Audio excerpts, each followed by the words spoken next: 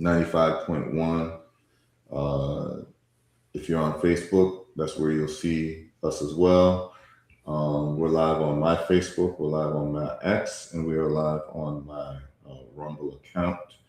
And we'll also can stream live from HeruTrades.com as well. But we're going where the people are gathered right now. And I think we're also live on the Sankofa Revolutionary Radio YouTube as well. Brother Anthony, how you feeling, man? I'm feeling productive, brother, like you say, and Mm-hmm.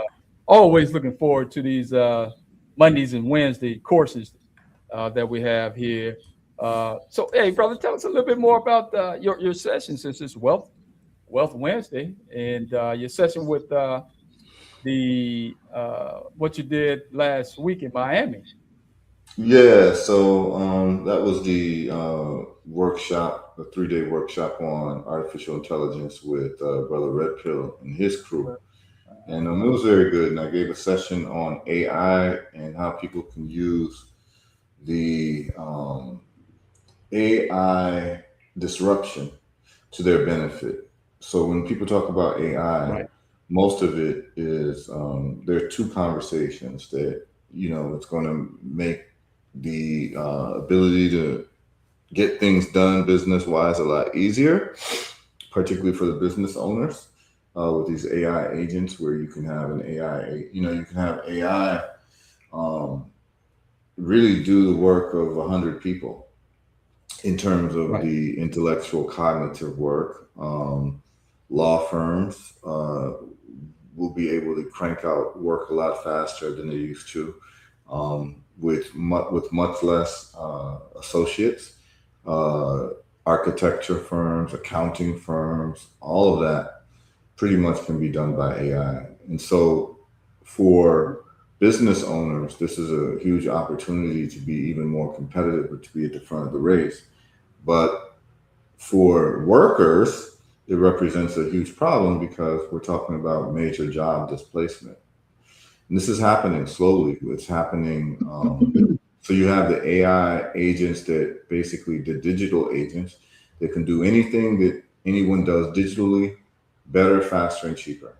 No Okay? question. So No anything that's question. digital that gets done digitally, AI Hmm. will replace that very quickly. But then when we talk about the movement of molecules and atoms, which is physical labor, these robots will be able to outperform human beings as well. And I'm even talking about something as delicate as human surgery, right? You're going to have AI robots that are going to be more precise than human beings in terms of surgery. And so that means that a lot of surgeons are going to go out of business in the next 4 to 5 years because the robots are going to be more precise. Um, Robots are going to be cutting your grass. Robots, I saw a video of a robot working on a car like a mechanic in China. Yep. Yep. They're And already cleaning your houses with the vacuum cleaners, but go ahead. yeah, so we're at a point now where it's easy to see what's on the horizon for those of us who are paying attention. Right. So these are the conversations taking place, and so there's a lot of fear for people in losing their jobs. And I believe Amazon has fired or laid off about, I don't know how many people. I can find out so I can give you all the correct numbers to get a sense of what's happening. These are people in the warehouse, people in logistics. I'm just typing in, and I'm going to also get into the use of AI to be able to look at these markets as well, because there's no point in me talking about this without showing people how to actually function in this environment. Right. Right. Okay, so what I'm doing right now, I'm going to put up my XAI, and then I'm going to show you what I do in terms of the markets and how I use it to benefit and how I've been using it to benefit. And this is going to be very instructive, so I want people to get ready to really get this information and to really see how this is done and how you can make money using AI in the markets. And it's people are going to see it and they're going to be like, "Wow, um, this is really an inside scoop." So there's a couple ways to use X and XAI, and Brother Anthony, you'll find this quite helpful yourself in terms of the things that you're doing. All right, so I have the call-in link on my Facebook. Anybody who wants to call in and ask about, investment in the stock market and trading, like what we do at Heru Trades, you all can call in. This would be like trading gold, silver, any of these, precious metals, cryptocurrency, currency pairs, stock options, all of that will be available to you at HeruTrades.com. And we already have a lot of people who subscribe, and everyone's doing well. I'm typing in right now, how many jobs did Amazon lay off in the past 365 days? Okay.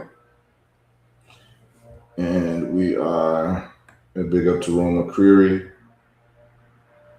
and big up to Beach Bliss. So I'm getting a question answered. So check this out. So starting from October 2025, Amazon has laid off approximately 30,000 people, man. Wow. Yeah. Okay. And the key layoffs, and here's the breakdown. Right. 14,000 were corporate jobs. So this is in warehouse, logistics, drivers, all of that. This is the corporate jobs. Okay.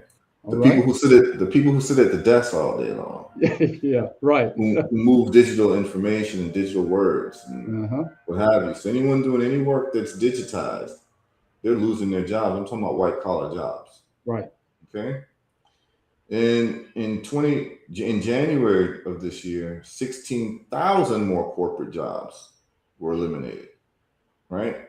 So the jobs that were eliminated were corporate jobs from Amazon. That's what was eliminated. Mm-hmm. What's going to happen next is the blue collar jobs at Amazon. That's the drivers, because they're going to have automated driving. They have drone delivery now, where they're going to have I don't know if you've seen it, where they have the drones deliver boxes at your door. I've heard about that. Haven't seen it. Yeah. Yep. They're going to be employing that. And so there's going to be a huge disruption. Right. Yeah. And the question always becomes, like, in a disruption, how can you capitalize, and how can you not get caught in the musical chairs of being left out, right? Because, when it comes to the progression of technology, it really is a musical chairs, right? And those who go further and those who get cut off are those who aren't able to capitalize off the future correctly. So I always will tell you this, is like, if you were in the 1920s and you were living during the horse and buggy era, you saw the automobile coming, what would you do? Now that hindsight is 2020, you would invest in the automobile industry. Oh, no, it's no question. Right? Because the automobile industry was a great disruptor, right, in the transportation field. Mm-hmm. Right? And so when you look at 2000, Amazon was a great disruptor in the retail space. Right? So if Amazon is a great disruptor in the retail space, and we know that, then we know that investing in Amazon early would have been the place to go. Mm-hmm. So what's happening is that when you have technology that is changing the world, essentially the top companies that represent that technology are essentially all IPOing. What does an IPOing mean? It means it's initial public offering, which is they're just starting out. It's a runway before they really take off. And you have a time, sometimes it can take some years for this runway. And I'm going to show you all examples of the runway. And this is the time where you get involved in the stock. Right. And the goal is, actually the safest thing is the dollar cost average. Okay? Because we don't know necessarily when things are going to take off, but we know things are going to take off. Yeah. So you have Amazon, you have Google with the internet, and then people talk about bubbles. Please understand that you can have bubbles, but your only job is to identify what is the main disruptors of technology, and then to go in on the leaders in terms of accumulating as much stock over time as possible. This is very key to understand. This is outside of what you call stock options or any of these other things that we're doing that's a little bit more advanced. But if you want to make money and become wealthy slowly, I will always start by giving you the example. And it's important to give this example to people frequently. So I've run my own business for many, many years. Even when I used to practice law, I used to run my own law office, right? So in my life, I very rarely have worked for other people. I had a stint with the University of Virgin Islands where I worked there for like 5 years. But even then, I had time. I had my own time. Not like I had to punch a clock, right? So I would say probably since I graduated law school in 98. So pretty much since 1998 till now, with maybe, that time with the University of Virgin Islands, I pretty much, I've been a consultant, but I've never like been like an employee who had to like go to an office and punch a clock.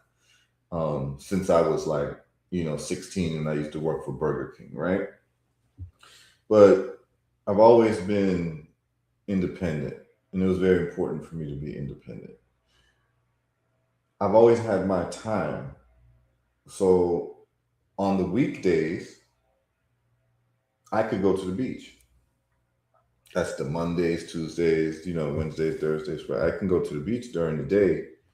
And because, a lot of my adult life, I've lived in Florida or I've lived in the Caribbean or I've been in Africa, I have access to these beaches.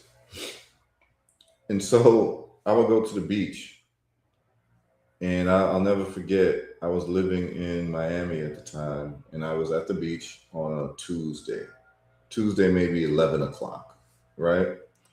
Now, who do you meet at the beach on a Tuesday at 11 o'clock in the daytime? We meet probably four types of people. One are vagabonds, right? Like people who don't have like anything going on. They don't have a job. They don't have anything. And so they just kind of just roaming around the beach, right? And some of those people are cool. And then you'll meet tourists. In other words, people who live in Kansas or live in London or live wherever, and they just flew to Miami for a vacation. And so they're at the beach, right? You're in Miami, you go to the beach if you're there on vacation, right? So you meet tourists. Then the third group are locals, people who just live in the area. They just happen to live in the area. They may have a day off or they work a night shift somewhere. So their days are free. Those are the locals. And then the fourth group of people are the people who have time to themselves, right? They're the people who can do whatever they want, whenever they want, however they want. Okay, we'll start sharing the comments. Those are the people who can do whatever they want. They control their time. Okay, so we have the live viewer comments are on. Yeah, they can do whatever they want with their time, and I would so I was in category 3 and 4. I was a local, and I also had time to myself. In other words, I could do whatever I wanted. And so when you meet people who can do whatever they want with their time, you should always have a conversation with them if you can, because you want to find out how they reach that level. You want to know how it is that they were able to do whatever they want with their time. Money's not an issue. They're not punching anyone's clock. They're not slaving at some 9 to 5. They have time to go to the beach on a Tuesday, right? At 11 o'clock. All right. So I met this guy, and he was a Caucasian man, probably in his 50s. And at the time, So I graduated law school in 98. 98, I'm 26 years old. So this is probably 3 years into me being a lawyer. So I'm 29 years old at the time. So I'm sitting on the beach. I have my guitar. I have a guitar at the beach. So this man comes up to me. He starts sitting down. He grabs, asks me if he can, play the guitar with me. Play the guitar, and we start talking. And he starts asking me questions. I tell him I'm a lawyer. And at that point, I guess he realized I wasn't like a vagabond on the beach, right? Like I wasn't somebody who just was down on hard times and I'm just hanging out at the beach. So he took an interest in asking me questions about my life. And he found it interesting as I started asking him questions about his life. He tells me that he's never had a job in his life. And I figured that because I find out he's not a local, he's just not really a tourist, but he just has a house in Miami Beach that he goes back and forth to different houses. So in a sense, he is a local, but he's a transient, right? That's what they call them in vacation places, whether you're in the Virgin Islands or whether you're in Miami. These are people called transients. These are people who have a residence there, but that's not their only or even main residence. It's just somewhere that they can come to blow off some steam, see a different environment. But they're not a local. They just bought property there and they can afford to, live in different places in the world. So this guy, had houses all over the world. So I get to talking to him and he says he's never had a job before.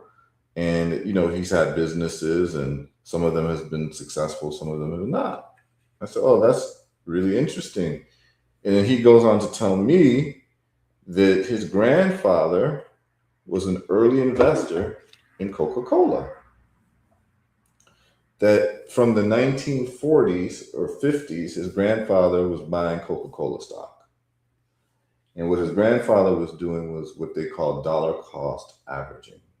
Sounds like a fancy term, but dollar cost averaging is when you buy a stock repeatedly at a schedule. It can be daily, it could be weekly, it could be monthly, or it could be bi-weekly. So what happens is this is the classic dollar stock averaging. You take 20% of your paycheck, every paycheck, whether it's weekly, bi-weekly, monthly. You take the 20% and buy a stock.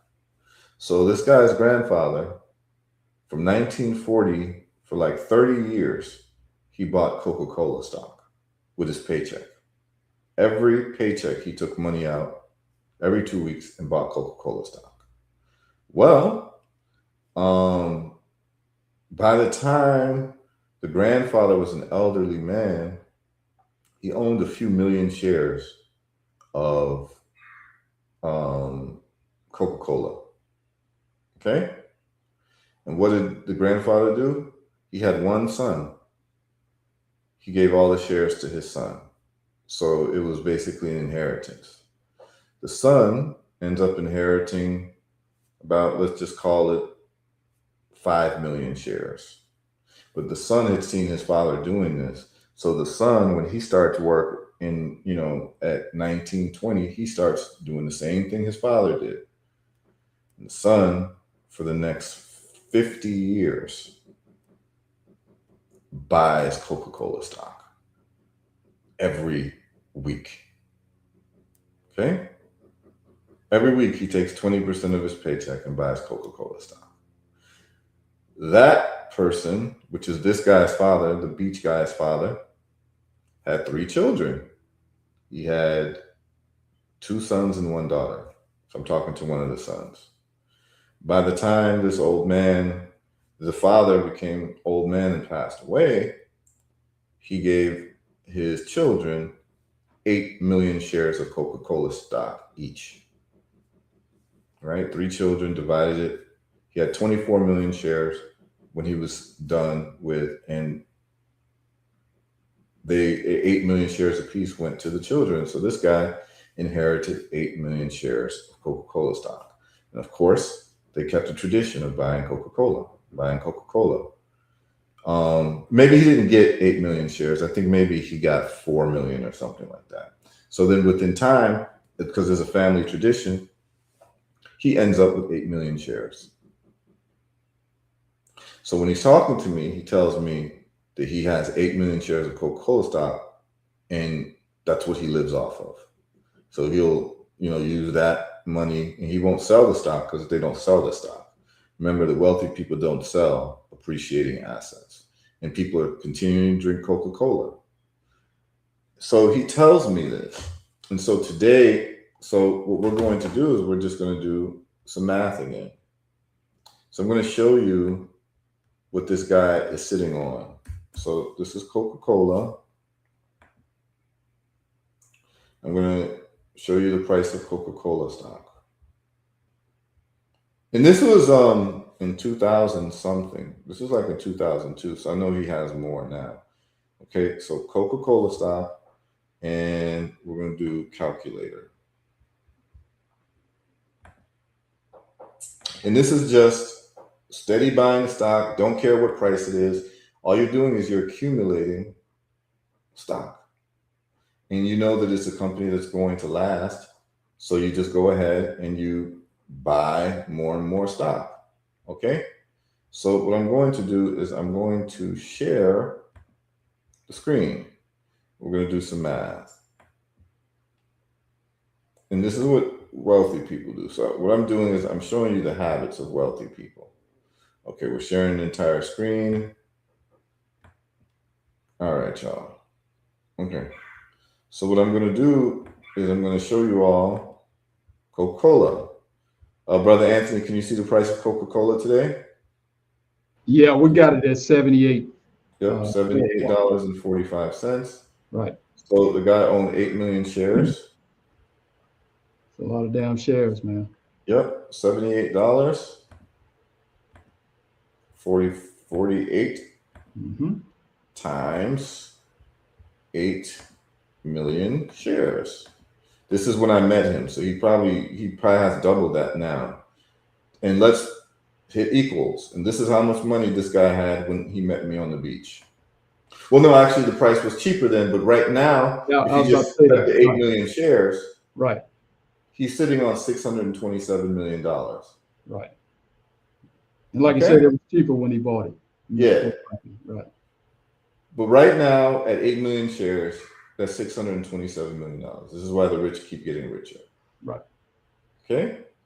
And what he does with this 627 million is he never sells the 8 million shares. What he does is he borrows against it. He goes to the securities loan department of his bank and he says, I got a $627 million portfolio. I'd like to borrow $1 million from this. And he'll live off the million for a few years at 1%. That's the loan rate because it's a secured loan. So he'll borrow at 1 million at 1%, which is $10,000 is what he owns the bank. But guess what? That $1 million is tax free because it's a loan. It's not income. Right. So what happens is that this 8 million shares, the price grows after 3 years. Let's just say that it's time to pay that $1 million back after 3 years, right? Well, you know what he did? He did not sell any of these shares because the price is probably no longer $78. The price could be $100. So the price grew and your wealth grew while you have a loan. And so what happens is that they'll just take out another loan for 2 million 3 or 4 or 5 years later. And guess what will happen? They'll pay off the first loan, then they'll live off the 2 million. They'll live off the 2 million, will pay back the 1 million on the first loan, and then they'll live off on the million again. Do you see how this goes? Once again, tax free. Tax free. And then another 5 years will pass. And guess what he'll do? 5 years pass, and the price of Coca-Cola doubled or tripled. So now instead of 600 million, he's sitting on 1.2 billion. He takes out a $4 million loan and pays back You know, the $2 million loan, and lives off of 2 million for the next 5, 6, 7 years. And the price of Coca-Cola keeps going up and up over time. So he's never disturbing the shares. He's just living off of the loan. Okay? And he's always paying back the loan within like 4 or 5 years. He lives off a couple $1,000,000 and rinses and repeat, but never pays any taxes. And this is completely 100% legal, y'all. Okay? He can even borrow off of his account to buy a house. So instead of getting a mortgage at 3%, he can get a mortgage not 3%, he can get a mortgage at 8% or 4% or 5%. He can get a mortgage at 1% because he's borrowing against his portfolio, and they will charge you 1% interest because it's against a stock portfolio. Mm-hmm. And then when that house is paid off or he monetizes that house, he pays back the loan that he gave himself. Tax-free. Okay?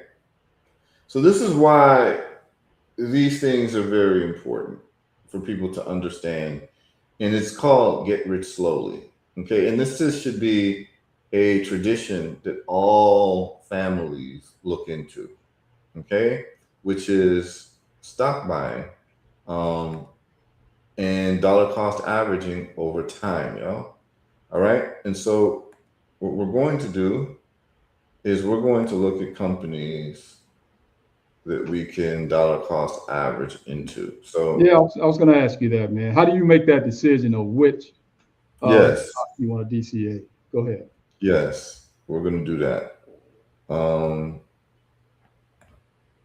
How do you make decision of which stock you're going to DCA? Great question. Well, look at the horse and buggies and look at the automobile industry in the 1920s. Horse and buggies was a more efficient way to get from A to B as opposed to your foot. The buggies can carry a bunch of people, can carry cargo. So you had a transportation industry. Problems is that there's a lot of problems with horses. They defecate all on the roads and all on the streets.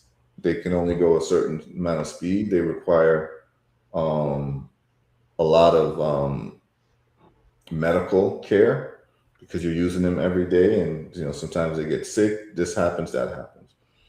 So then here comes an automobile that can get you from A to B without the same problems that a horse has, and it's faster, it's more efficient, it's less of a headache. Well, you would know that the automobile industry was going to disrupt the transportation because anytime something can be done quicker and cheaper with technology, that is going to be that which disrupts. Quicker, cheaper, and more convenient. This is the modus operandi of technological advancement and technological overtaking of industry, which they call a disruptor. Okay, so essentially what you're asking me, so we're going to ask your question in another way, Anthony. How do you identify a disruptor?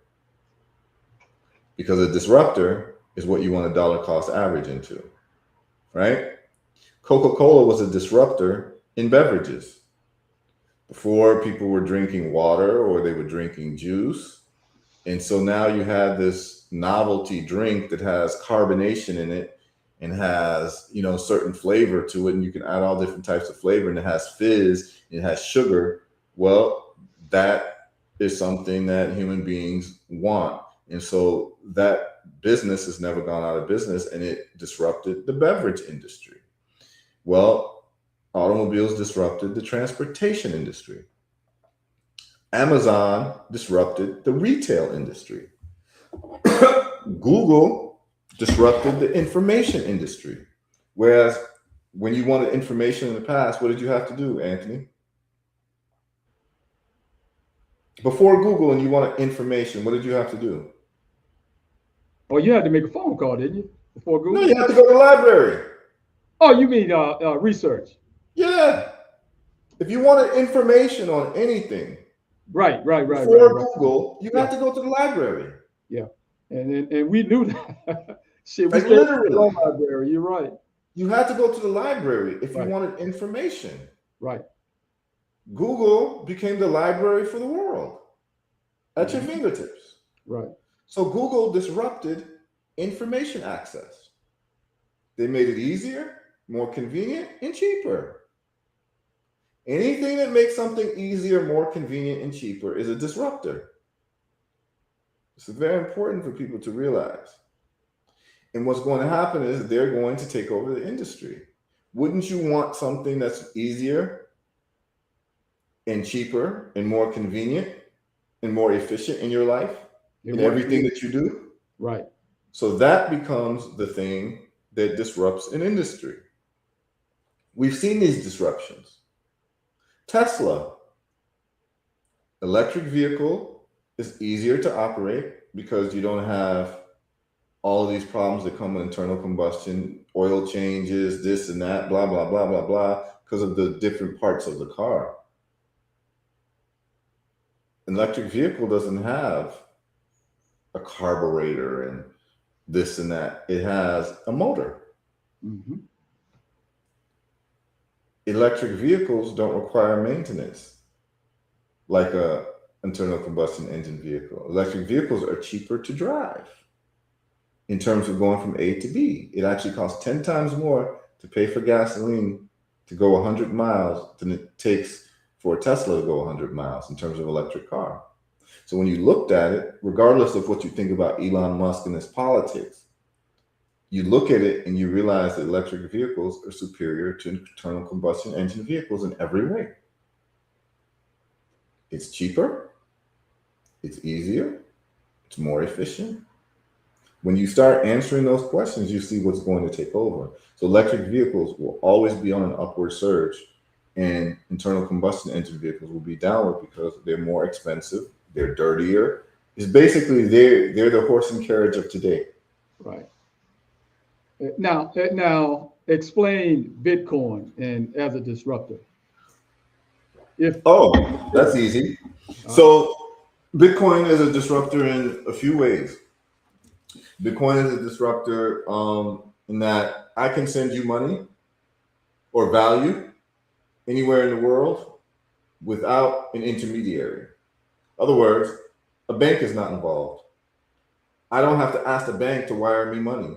I don't have to ask a bank that might start asking me to fill out forms and asking me, why are you sending this money and who are you sending it to, and what they call know your customer and all of that.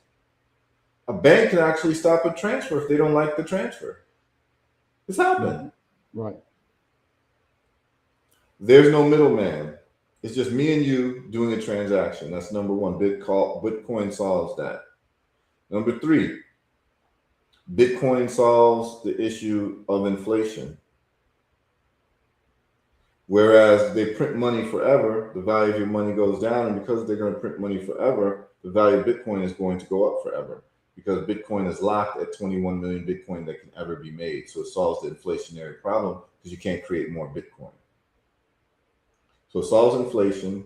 It solves getting the middleman out of the way. And my ability to send you $1 million is much cheaper than if I used MoneyGram or the bank. The bank charges a wire transfer fee. And you have more anonymity. You can be more anonymous. And you can travel with, you're not going to travel with $1 million worth of gold. There's security issues. They want you to report it, but you can travel with $1 million worth of Bitcoin on your phone. That's huge. And no one sees it. No one can seize it. Right. So Bitcoin is superior in the money game to the fiat game that's going on right now. Mm-hmm. And so Bitcoin becomes a disruptor. There's many other factors, but I don't want to get into like economics too deep right now. But Bitcoin is definitely a disruptor. And I saw that very early and knew that there was something worth putting your money in. And it paid off handsomely for anyone who got into Bitcoin early. So the question is, how do you identify early disruptors? And when you do, what do you do? Well, I'm going to answer the second part of the question first. When you identify early disruptors, you dollar cost average into the top companies within that field. That means that every week, whenever you get money, you put a certain percentage of your money into those companies. We are right now at a point of disruption when it comes to AI. So all AI related companies are pretty much IPOs, initial public offerings, because the disruption has started and we're at the beginning phases of the disruption. So right now with the AI industry, it's like being in 2000 and investing in Amazon, or in 1994 and investing in Google, or in 2012 investing in Tesla or Nvidia or any one of these things that are disruptors. So what we're going to do is we're going to look at what would happen if you dollar cost average Tesla, let's say. And there's people who dollar cost average Bitcoin for many years. I did that. I dollar cost average Bitcoin and Tesla for many years. Okay. And I'm going to give you the story of this guy. So let me tell you all the story of this guy. I'm going to go to YouTube. This guy's name is Stephen Mark Ryan. Stephen Mark Ryan is a YouTuber who is an investor in Tesla and pretty much Tesla only. Okay. So I'm going to tell you all his story. This guy right here. We're gonna go to his YouTube channel. So what happened with him is he was just a regular kid, young man, working, and I think he used to work for like a real estate company. So he got into like a little real estate investing and made a little bit of money. And then he started finding out about Tesla and the Tesla technology. So what I'm going to do is, remember, mind you, this is like in 2013. So what did this guy do? This is him here. You see him? You see him, Anthony? This guy? Yeah, you got him up. We can see him. His name is Stephen Mark Ryan. He has a YouTube channel called Solving the Money Problem, right, and he has 300,000 subscribers. So let me tell you about what Stephen Mark Ryan did. In 2013 or so, Stephen Mark Ryan started looking at Tesla very seriously as a company. Started realizing that their technology for cars was way advanced, and that they were doing, preparing like self-driving for the vehicle, and you're able to monitor and know where your car is at any time on the app, and you have over-the-air updates whenever something's wrong with your car or there's something's wrong with the fleet of cars. They can fix it basically online with a software update in the car, because the car is really run by software. It's really a computer on wheels. And he realized that this is a huge disruptor in the transportation business. So what did he do? Stephen Mark Ryan, he got a second job. Guess what he did with the second job, Anthony? What is that? 100% of the money he got from his second job, he bought Tesla shares. Okay. All right. And only Tesla shares. Mm. And then he sold his house that he was living in, took the money from the house, because he was living in a nice house. Right. Because he was living like a upper middle class life, because he was doing well in the business that he was in. But he was an employee, and he sold his house. He took all the profit from selling his house. Guess what he did with that? Don't tell me he bought Tesla shares. He bought Tesla shares. And guess what he did? He moved into a small studio apartment. Okay. All right. That's a smart move. So that his expenses would be as low as possible. Right. He didn't want to get any dollar that he was making to expenses. Every dollar he made, he wanted to give it to Tesla shares. Right. Mm-hmm. What he said was, while he's young, he's going to set up himself for being older. In other words, the 25-year-old Stephen is going to take care of the 60-year-old Stephen in a big way. Right. So what he did was he realized he doesn't need a house with a view. Right. He's seen all the views he wanted. What he wanted to do is he wanted to be wealthy. By the time he's 50 years old, he wants to be wealthy. That's his goal. And he saw that the safest way to being wealthy was to dollar cost average, which just means just put money every week or 2 weeks into a stock that you know is about to go off and explode because it's such a disruptor. He identified Tesla as that disruptor. And so he just put money into Tesla, money in Tesla, money in Tesla. There was a time that you might remember when stock market depressed. You know what he did? He did a video calling a blood bank to literally sell his blood so that he could put the money into Tesla shares. Right. Okay. Wow. Okay. Wow. This is how serious he is about Tesla shares. So, as of today, this guy owns about 100,000 shares of Tesla. Okay. So the question is 100,000 shares of Tesla. And this is all he's been doing. And he'll post every bit of news about Tesla every day and build up his YouTube channel. Right? So his YouTube channel is only really about Tesla. So what is he doing when he does that with his YouTube channel? Notice he has 300,000 followers. Mm-hmm. Right. Subscribers. You see that 300,000? Yep. He has about 5,000 videos. So he quit his job, he quit everything, and he became a full-time YouTuber. And he takes all of his YouTube money. He makes about $50,000 a month on YouTube. All that money goes to buying Tesla shares. TCA. Wow. And what he does is that he's promoting Tesla. So guess what? It brings more awareness to Tesla. That's right. To more people to want to buy Tesla shares and Right. buy Tesla products. So it only Right. helps him. It helps him for sure. It helps him out. And then he takes the money from the viewers that he gets on YouTube and dumps it right back into Tesla shares. I wonder, did he get into Tesla early, my brother? Do you know? What is that? Did he get in early? Yeah. He was in probably a year before me. Oh, it was? Okay. I got into Tesla 2015 heavy. Right. Where I dollar cost average Tesla and Bitcoin. So every time I got a paycheck, every time I got money, I'm buying Tesla and Bitcoin. I was doing that with Bitcoin from 2012 or 2011. And then I started doing that with Tesla in 2015. Right. Okay. And by 2020 and 2021, I looked and I said, wow, this looks great during COVID. Right. So, I accumulated a lot of shares and accumulated a lot of Bitcoin. So as the price keeps going up, you're just making multiples. So let's look at the math of Stephen Mark Ryan of having about 100,000 Tesla shares. And what is the price of Tesla today? Look at that, $421. Okay?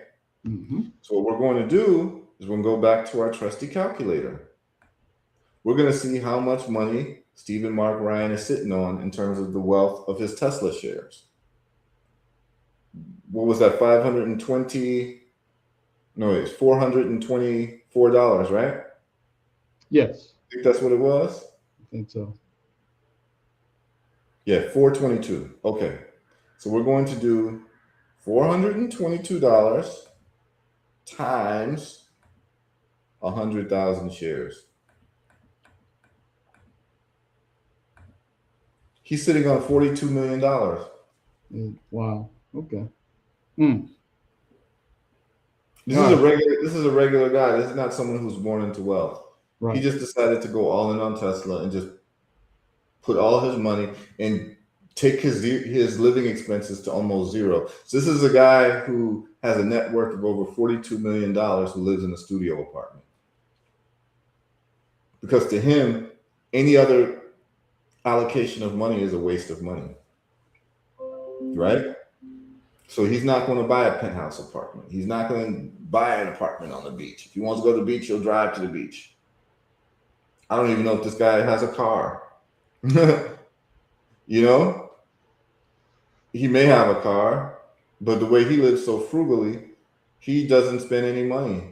Well, it'll make sense if he had a Tesla. Tesla may have gave him one. Yeah, it made sense, but I'll tell you this: the guy that I met, who's the Coca-Cola millionaire, he told me I don't even drink Coca-Cola. Oh, I figured that, right? Right? That's what he told me. He said I don't even drink Coca-Cola, man. Well, Brother Heru, let's do this. Let's take a minute though. You spoke about SpaceX last week. mhm. Do you look at that as a potential disruptor? Yes, it's absolutely a disruptor, and SpaceX is going to go public June 12th, and it's a generational stock, and I plan to dollar cost average. Now, talk about that a minute because SpaceX new IPO coming out. At what point will you enter and do the CDA? The DCA, DCA, yeah. I will right away, and then I'll increase the weekly or the bi-weekly dumping of money into SpaceX 6 months out, because 6 months out the price is going to go down. All right, so you won't get Reason in. why, yeah, I'm gonna get in right away, Yeah. but I'm gonna go in with 50% of what I usually would. So let's just give a number of $100 a week. I'm gonna start with $50 a week. Why? Because, as you might know, Anthony, private investors can't cash out till 6 months after an IPO. Right. Okay.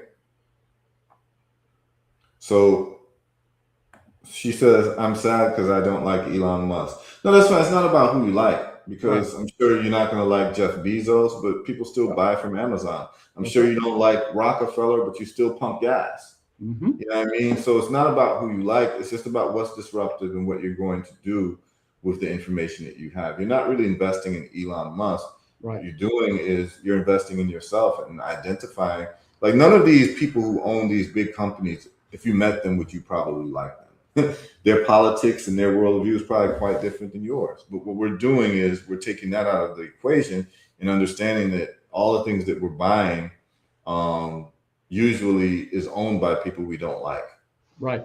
Right. So what we're not going to do is we're not going to just like cherry pick that I don't like this guy, I don't like that guy, but we're just looking at the companies. We're just making a cold hard assessment of, is this technology, is this company going to be a disruptor? And it's not the only one. So maybe you can find someone you like. I don't know. But the point of the matter is that we're looking at disruptors. And then you can do whatever you want with that information. You can choose what you don't want to, but the point is that you need to know this information. Then you can make a choice, right? So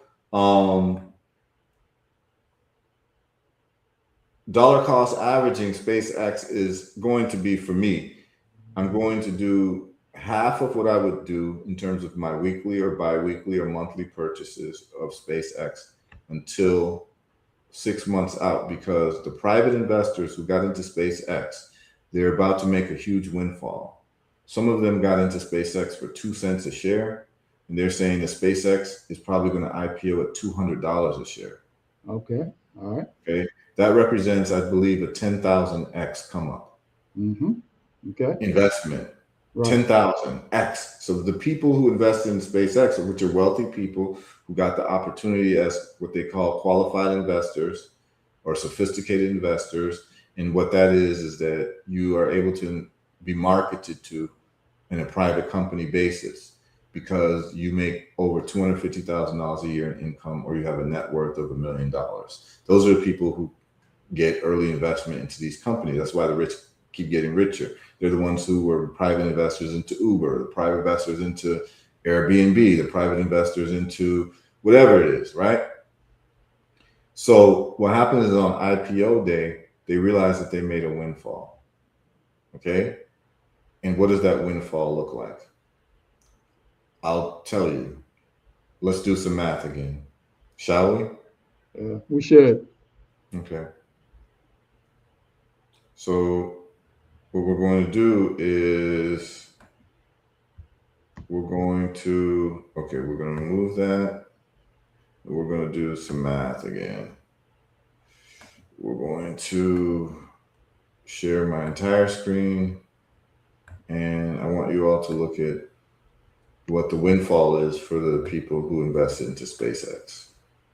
So let's just say that you made a $20,000. You made a $20,000, or even you made, let's just go with $20,000, right? At 2 cents a share. right? So what you're going to do is you spent $20,000, you paid 2 cents a share. Divided by 0.02. This is how many shares that you have. You have 1 million shares. Okay? What happens when SpaceX IPOs and it's at $200 a share now? Well, it's 1 million shares times 200. Guess how much money this person has now? They have $200 million. So $20,000 investment just became $200 million. So on June 12th, there's a lot of people going to be partying because these were the private investors into SpaceX who got it for cents on the dollar, and now it's $200 a share. But the problem is that according to the law, the person now sitting on this $200 million cannot sell anything. Okay? Some people will sell some shares just to move some money around and get some cash on them. And some people just hold on to this because they see this as a generational stock. They're not selling anything. But the market being what it is, people would like to sell as well just to get some cash on hand to put the cash in something else or go into another private, 2 cent per share opportunity, right? So they're just flipping their money. But what the law says is that there is a lockout period for private investors of 6 months. So that means that from it being IPO'd in June, by December, that is going to be when people can sell these shares. That means that the people sitting on $200 million, they'll be able to sell in December. So there's going to be a lot of selling activity happening in December, which is going to take the price of SpaceX down, which is when I swoop in and buy more shares. So that's when I'm going to increase my dollar cost averaging. That'll be December. You get my logic? I see. Okay. I'll follow you. Okay. So instead of buying, SpaceX at $200 a share, I might be able to get it at $150 in December. You get what I'm saying? Depending on what happens, but I just know that the prices go down during that time. Okay. Got it. So you just wait. So I might do $50 a week or $100 a week or whatever the number is. I'm just throwing out a number, from June till December. And then once, December comes, I'll start doing $100 or $200 a week. I'll put in more money. That way I get more shares. It's just about the slow and steady accumulation of shares. That's what we want to do. That's what dollar cost averaging is, right? Okay, so what I'm going to do is an exercise on if you dollar cost averaged, let's just say Tesla. That's an easy one. So we're gonna do that one real quick. Actually, we're at 10 o'clock right now, so I don't know if you got to go, Anthony, soon. Let's stay in for a little while. Okay. I don't know how long, but let's stay here. All right. So we're gonna look at dollar cost averaging Tesla. So if you the dollar cost average Tesla because you realize that it was a technology that is going to take off, or disruptor, just like how I defined what is disruptive. It's cheaper and it's more efficient, right? That's a disruptor. So let's go to Tesla again. Hold on, give me 1 second, y'all. We're going to give me 1 second to I have to change something. Appearance. Okay, here we are. We're gonna go to Tesla, and what we're gonna do is we're gonna see what it looks like if you were to dollar cost average Tesla.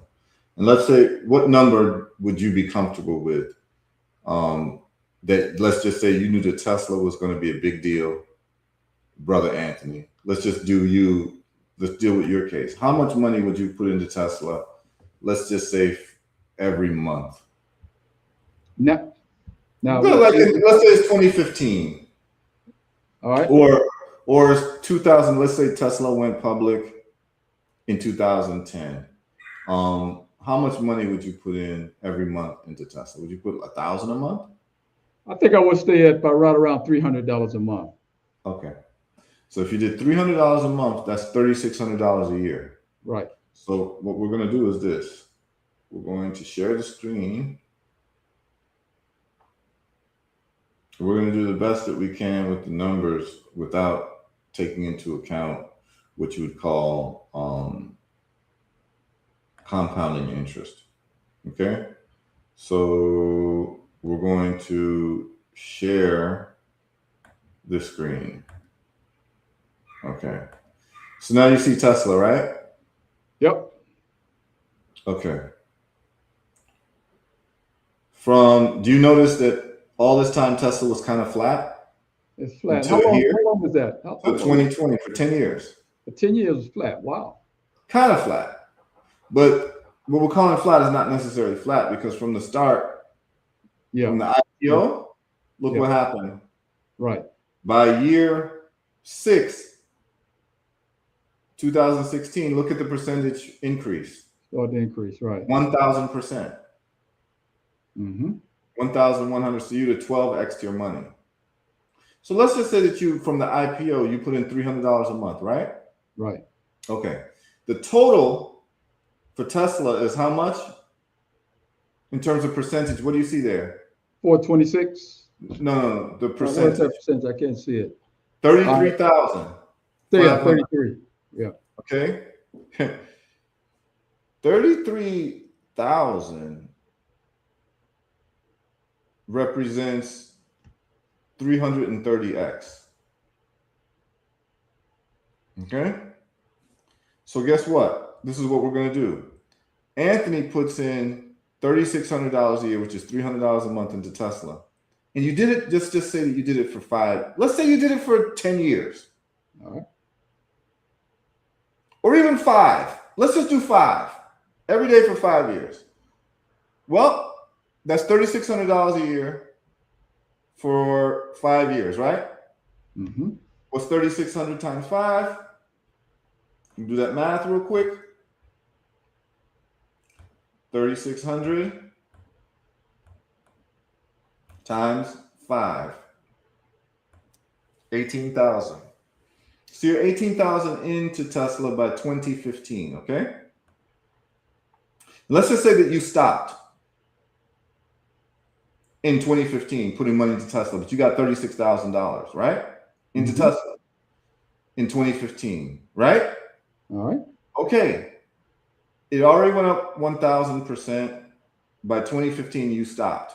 It went total 33,000%. So what you're going to do is that you're going to look at your accumulation from June 2015 till June 2026, which we're in now, right?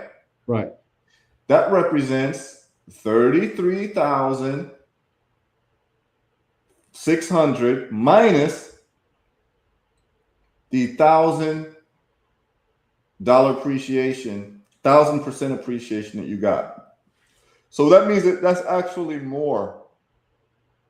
That's actually more than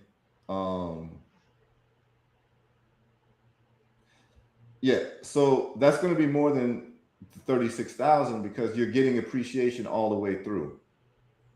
Okay? But let's just say that 2015 your Tesla stock is $36,000 worth of Tesla stock. Right? Okay. Let's just do the math. We're going to do $36,000 divided by $16 per share, right? So we're going to figure out how many shares you had. So let me make it so that you can see the calculator. And I want everyone to pay attention to this because this is how dollar cost averaging works. Let's do entire screen. All right. We're going to do $36,000, which Brother Anthony put in at $16 a share on that date. Okay. So we're going to do 36,000 divided by 16.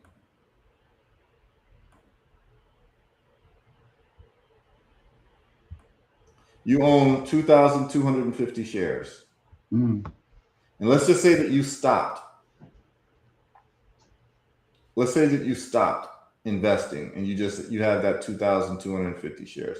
You're actually going to have more than that because you didn't buy 36,000 at 16. You got it all the way through. Mm-hmm. Sometimes it was $1 and you put in three. You get what I'm saying? But let's just say you had 22,000 and the price today is $440. It's going to be more than this, by the way, because we're going to show a different way to do it. But Brother Anthony, for your $36,000 investment, look how much money you'd have if you just stopped at $36,000. Yeah, I can do some things with that here at the radio station. That's $990,000 Right. that you'd be sitting on today. Right. If you just dollar cost average Tesla up until 2015 and stopped, Mm-hmm. you'd Okay. be sitting on close to $1 million Right. for a $36,000 input. Mm-hmm. Do you see why dollar cost averaging becomes such a big deal? At what year did you stop there? My dollar cost averaging? On that example there, you stopped me. Up to 2015. 20. Oh, right. Okay. I only had you dollar cost average for 5 years. Right. And then you just stopped and left the shares alone and just let it accumulate. But imagine if you did dollar cost average all the way to today. Mm-hmm. That $1 million would be looking more like $30 million. Right. That's what you'd be sitting on for $300 a month. Right. Yeah, I can do some things with that. Yeah, we can build. So this is what we're talking about. So now the next question is, when is this next opportunity? And I'm saying the next opportunity is now. Right.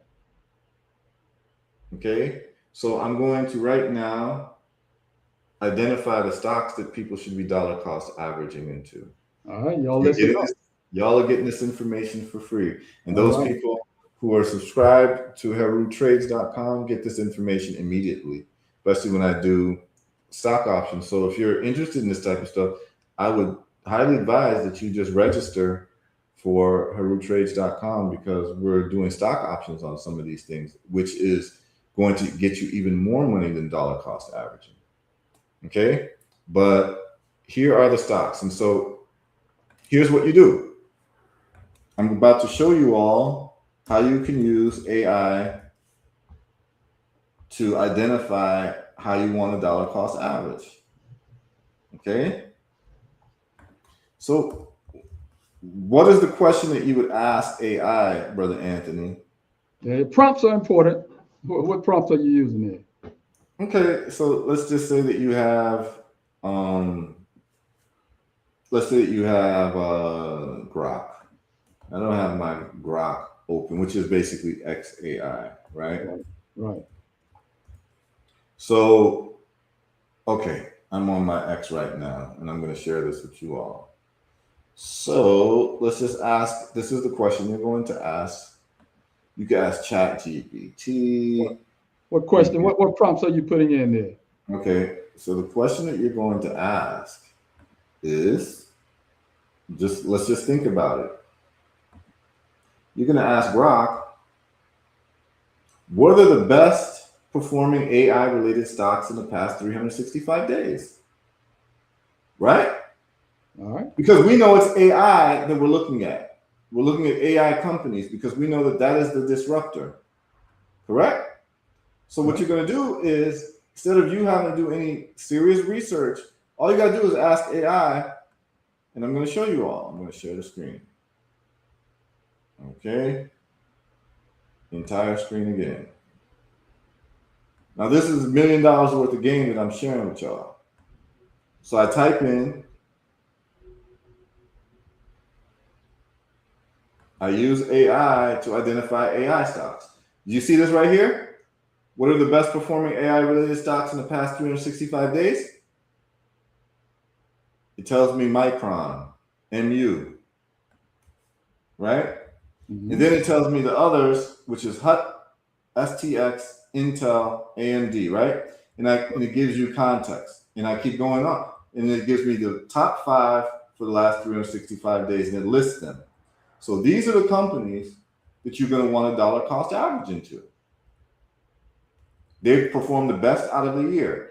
But then it turns out that there's even more. And there's a company called SanDisk, which they left out. And I asked them more questions and I got this out. Now, let's look at SanDisk. SanDisk is actually number one. And MU is number two. So this is the top five. SanDisk, MU, Seagate. That's just the top three. So we can just even deal with the top three. So what we're going to do now is we're going to go onto Robinhood and we're going to look at these stocks. Okay. So we're going to go SanDisk. And Brother Anthony, I hope you're sitting down when you see this. All right, I am. All right. In the past year, SanDisk Damn. Whoa. is up Whoa. 4,500%, which is Wow. Damn. that's 45x in a year. Man. Jeez. Is the best performing stock that has to do with technology right now. So Yeah. guess what I'm doing? I'm dollar cost averaging into SanDisk. Right now? Yes. Okay. And let me show you how you dollar cost average. No. The question is, some of us out there, why would you dollar cost at this this price? Oh, because this is an AI stock. All right. And I know that AI, this is AI memory. This is how they rose. The reason why SanDisk took off so recently in the last year is because SanDisk is doing an AI memory storage play. Okay. And because of that, they've gone off like crazy. And so I'm dollar cost averaging. Okay. You use Grok, but I did the same thing in Gemini. Mm-hmm. And it's got SanDisk number one as well. Okay. So what I'm saying is the information there. So how do you dollar cost average? This is how you dollar cost average on Robinhood. You see where it says order type, buy order. Right. You click that and you scroll down and it says recurring investment. That's right. You click that and you put in the amount. Right. It could be $50. You said $300 a month, right?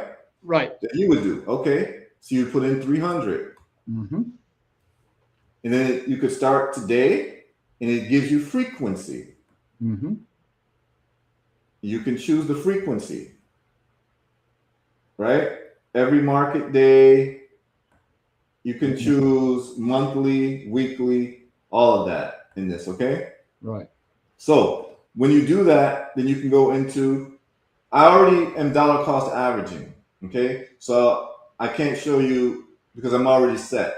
I do it every week. And then it takes from your buying power, which is what you already have in your Robinhood account, and then you can have a backup, which is your bank account. So it'll take from that. And it'll automatically buy the stock regardless of what price it's at. Okay? And so I'm expecting this to go up for the next 5 years because of the AI play. And they perform the best in the year. So I'm going to reward them with my dollar cost averaging because this is a new disruptive sector. So I'm taking all AI-based companies as IPOs right now. Do you understand what I'm saying? Okay. Because right now is the runway. All AI-based companies are pretty much IPOs right now because of the AI industry. Okay? Mm-hmm. So what I'm telling y'all, this is what I'm doing. And I've listed the companies that I'm in. So SanDisk would be one, MU would be the other, Seagate would be the other. Then you have Western Digital, and that's how you're gonna rock out. So this is, I just gave you all $1 million worth of game, and you do it, and you do it for at least 5 years. Right. And our brother Red Pill has joined us. Big up to Red Pill. Big ups to the family. Greetings. Yeah, man. Greetings, brother. You Yes. You missed the jewel, my brother. I missed that SanDisk stock. I'm over here hurting right now. Yes. Everybody's hurting. No, but here's the deal. This got me sick right now, bro. Yeah, Here's- So here's the deal, y'all. And there's more of these picks that I can give, but the thing is that I'm not doing anything crazy or like would show that I'm a genius. I'm just using AI and I'm asking AI questions. And if you want, you could ask AI this question. You could ask, what's the top 5 performing AI stocks in the last month? Would you like me to ask that question? I'll ask that question. Yes, please. Please do. Okay, so I'm going to show you all just what it looks like. I'm going to share. Let's go ahead and share that page. All right, what is your prompt?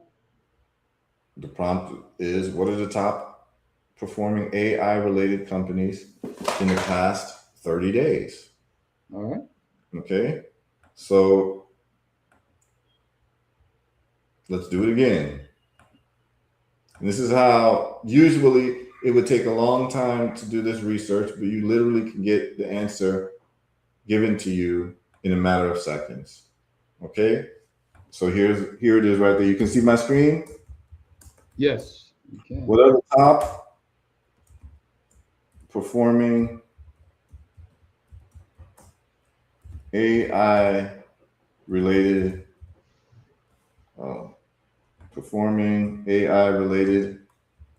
stocks in the past 30 days? Okay, so now we've done 1 year and now we're doing 30 days.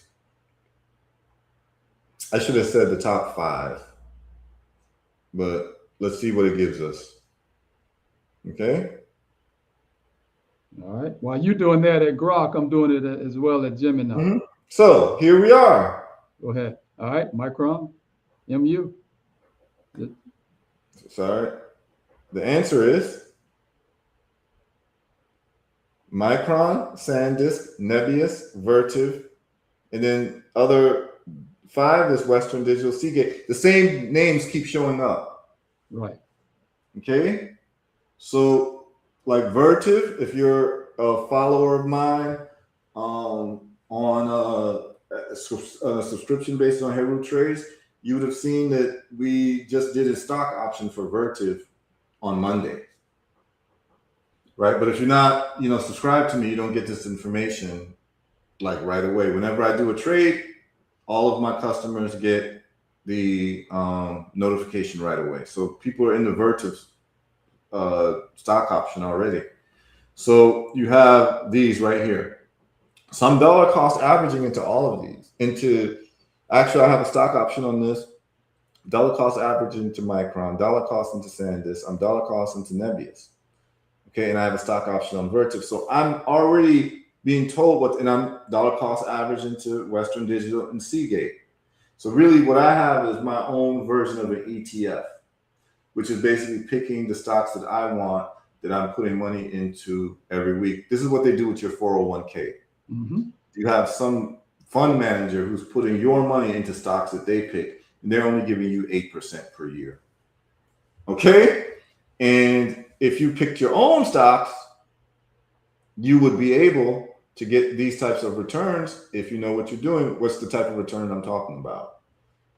I'm talking about this type of a return, where in the last month for SanDisk, you would have made 39% on your money. In the last, just in 1 month, okay? In the last 3 months, you'd have made triple your money, 200%. Since January, you'd have made 7 times your money, 600%. In the last year, you'd have made 46 times your money. $10,000 would now be $460,000 in 1 year. And AI will tell you this. So we are able to pick out. See, so the way that you pick out your dollar cost averaging is you're going to ask AI 2 questions. And you want to do it in the AI sector. And then let me address what people call the AI bubble. Okay? People are saying, hey, there's an AI bubble. And so AI stocks are going to crash. Remember, there was a dot-com bubble as well, right? Mhm. Y'all remember that? I remember that. Yep. Yes. In the dot-com bubble, what survived? The top companies. Yep. Right. Google. So you could have been like, if you know what you know about disruptive industries, because we're picking out what is the disruptive technology of the day. Google disrupted information. Remember, before Google, if you wanted information, you had to take your ass to the library. Mm-hmm. Google allowed you to have a library at your fingertips. Right. So that means it is cheaper in cheaper in terms of you don't have to travel to go to the library. It's more efficient and it's faster. Anything that's cheaper, more efficient, faster is a disruptive technology. So the disruptive technology for the dot-com era was information technology. Who made information easier to get to? Google did. So it doesn't matter if there's going to be a dot-com crash, because we know that this is a disruptive business and a disruptive technology, and the disruptive technology is always going to win whether there's a crash or not. And guess what people did who understood this concept? They love when there's a crash. Mm-hmm. You know why? The stocks are cheaper. Mm-hmm. And so if I'm dollar cost averaging $300 a month and it's getting me one share because the stock is at $300 a share, guess what happens when the stock goes to $100? That $300 a month gets me 3 shares a month. Right. So remember, we're trying to accumulate as much shares as we can over time, a la the story of the guy I met at the beach who had 8 million shares of Coca-Cola because his grandfather had bought Coca-Cola every single 2 weeks with his paycheck. He took 20% and bought Coca-Cola for 40 years, passed it down to his father. His father did the same thing, and his father passed it down to his kids. And so now this guy was sitting on 8 million shares that he had inherited. So what we're doing is we are just accumulating shares over time slowly, which is called dollar cost averaging. And the only question you want to ask is, what is the most disruptive technology of the day? That is, what delivers more efficiency for cheaper in terms of the technology? And there's nothing that competes with AI right now in terms of disruptive technology. Tesla did it with electric vehicles. Electric vehicle is a disruptive technology compared to internal combustion engine, which means that if you have that hat on, which I had on, you put your money into Tesla when Tesla comes out because you realize it's a superior technology. Forget about who owns it, who's the CEO, and whether you like him or not, or whatever. You're asking a question. In 2020 with Amazon, is Amazon disruptive? Of course. Why? Because Amazon is able to get you retail goods to your door without you having to go to the supermarket or go to the mall. They do it cheaper, they do it efficient and more efficiently. That's the only question you want to know. Is it more efficient? Is it cheaper? Is it more convenient? And if those questions are answered, you take the leaders of that field and you dollar cost average into it. And you're going to dollar cost average for 5 years, 10 years.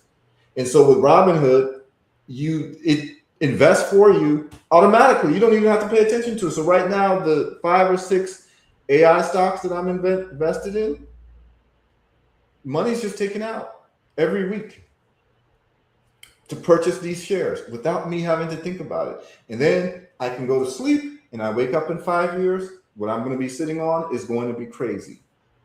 This is what we're talking about, caked up.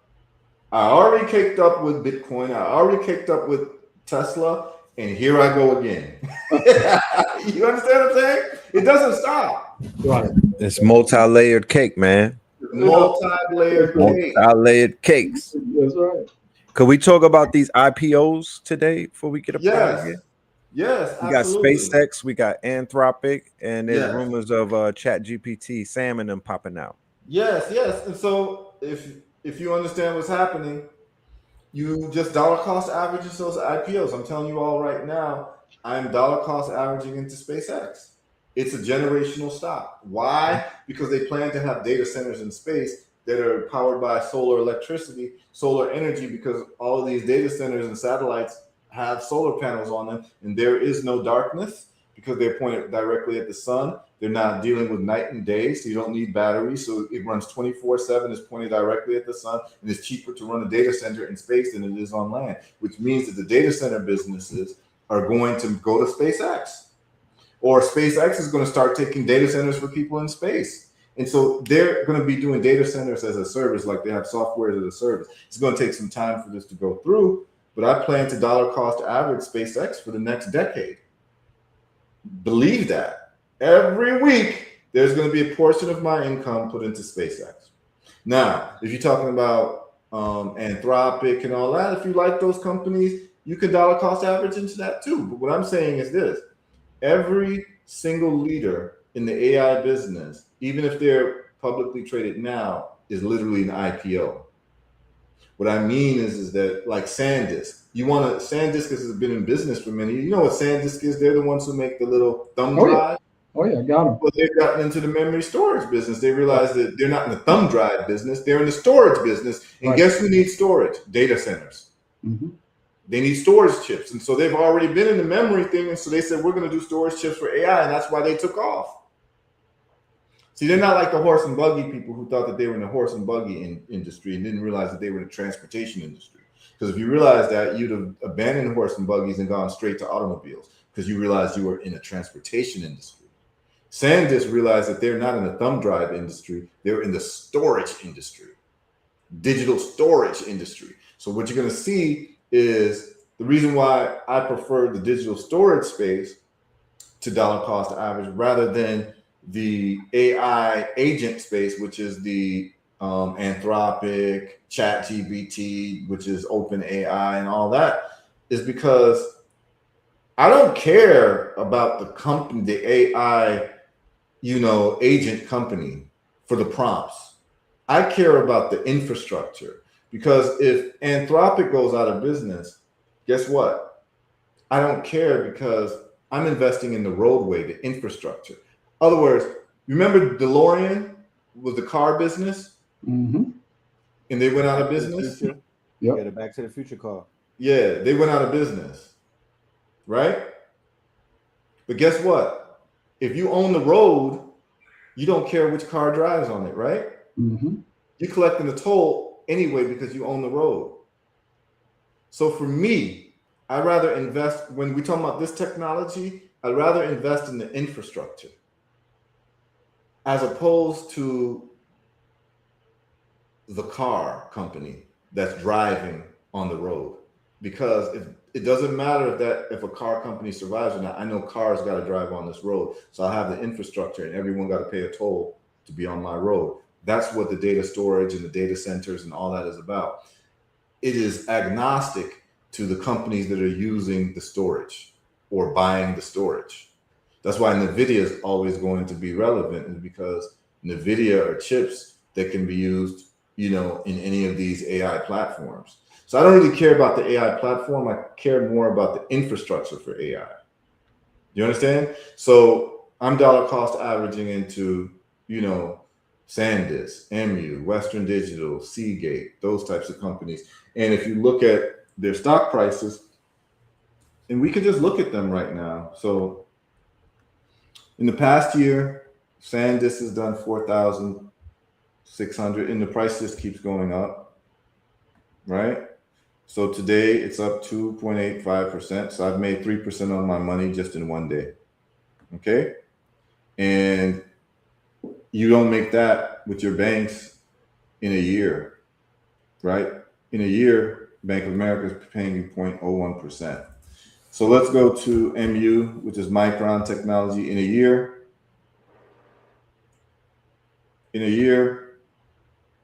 you made 10 times your money. Let's go to Seagate. In a year, you made, no, that's Stacks. That's Seagate. Let me just put that in Seagate. Yeah, Seagate Technology. In a year, you're up 700 700%, which is 8x, which is really good. In the last month, you'd have made 27% on your money with Seagate. Western Digital, I'm just giving y'all game right now. 1 year, Western Digital, you'd have made 11 times your money. Okay, so I've just started dollar cost averaging as of like last week. So what I'm doing is that every week, so let's go into like NVIDIA. Every week, money's taken out of my account to invest into these shares without me thinking about it. So I don't care about the price. I'm just accumulating stock. So let's look at NVIDIA. So in a year, you'd have made 55% with NVIDIA.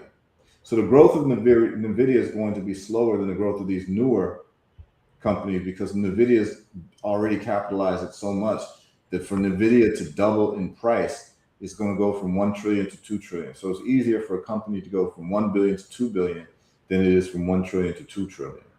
But if you wanted to dollar cost average NVIDIA, which is a very safe bet, you could just go buy order, go into, scroll down, recurring investment, and you put in the amount. Let's say you want to do $30, and you start then, and then you can go every week, every 2 weeks, every month, right? You can say every week I want to put $30 into NVIDIA, and it takes from your Robinhood account, which is called buying power, or it can go into your backup account. So your backup is your bank account, and then I can select this or this, and then it will just take from my account every single week $30, and I go to sleep, and there's 52 weeks in a year. So what I'm doing is I'm investing $1,500 into NVIDIA every year, which is dollar cost averaging. So I'm not front loading the $1,500. I'm just doing every week a portion that reaches $1,500 investment for the year. But what happens is I don't care what price it is. I'm just accumulating shares irrespective of what price it is, because I know that in 10 years from now, I'm going to have a serious bag, or 5 years from now, I'm going to have a serious bag. And that's what dollar cost averaging is, y'all. And I think, actually that wasn't being shared. So I was talking and you all didn't see it. So let me just show you all how it would work. So this is how it would work for the dollar cost. Let's say you want the dollar cost average NVIDIA and just call it a day. You go to Robinhood, NVIDIA, you see where it says, it'll say buy order, order type. You click, you scroll down to recurring investment. You all can see that? Okay. And then you can go every week, every 2 weeks, or every month. And then you have it from, the money comes from your buying power, which means the money that's already in your Robinhood account. And then you have a backup payment, which is coming from your bank account. You select that, and then you just hit review order. And then if it looks right, you go ahead, and that's it. And every week on Wednesday, it will buy stock for you without you thinking about it. And what you're doing is you're accumulating over time. And this is something you can hand down to your children, and then your children can hand down. So imagine you're 80 years old and you've got, a million shares of NVIDIA or whatever it may be, or MU or whatever, and it's worth $200 million. And this is what you give to your children, and then let them build up on it. This is the strategy, And what we're doing at HerutTrades.com is we're not just dollar cost averaging. We're making exponential money from buying stocks. We're doing stock options. And so anybody who has subscribed, you got the call that we did for VRT already on Monday. We're going to be doing another stock option today. Okay, I identified something that I'm looking at for today. We're going to do a stock option on that particular stock, but you'd have to be subscribed for that. The reason why I don't say what I do ahead of time is because I have people who pay me to get this information. And if you haven't paid, I can talk about it, the week after, so we can analyze it. And like already, what we can do is we can start looking at some of these companies that I've already called out. So here we got ECVT. Remember the sulfur play, brother Phil, red pill, brother Anthony. So Yeah, I remember. Yeah, I remember that. okay, so the sulfur play right now, Where are we with that? totally, I have one of them is doing pretty well right now. That is the 918 one. So let's look at the 918. So the 918 one in total, we're up 52%. See that? Right. Mm-hmm. Okay, so this is how we keep doing it. It's like we just keep getting up. So 52% means that I've made half of what I invested in profit already. Okay, and that's just from using, that's not even using technical analysis. That's just using the news, knowing that Straits of Hormuz presented a problem, right? So I knew that the price of sulfur was going to go up. So we are doing this thing in a very we're doing it with a serious methodology, and we're getting these types of returns. That's crazy. And so, look, here's the thing, man. Let's just say, for instance, that you work a 9 to 5 job, and let's say you get paid $20 an hour. I want you all to think about it this way. Let's say you get paid $20 an hour in your 9 to 5 job. You work 40 hours a week. That's $800 a week. That is $3,200 a month. Let's say taxes, they take out taxes, but you get those back if you're a wage employee. Traditionally you get that money back. Let's just work with that number. I don't want to deal with too much specifics, but let's just say you're making $3,200 a month. And let's just say that you decided that you're going to get serious about this, and you're going to invest 20% of that money.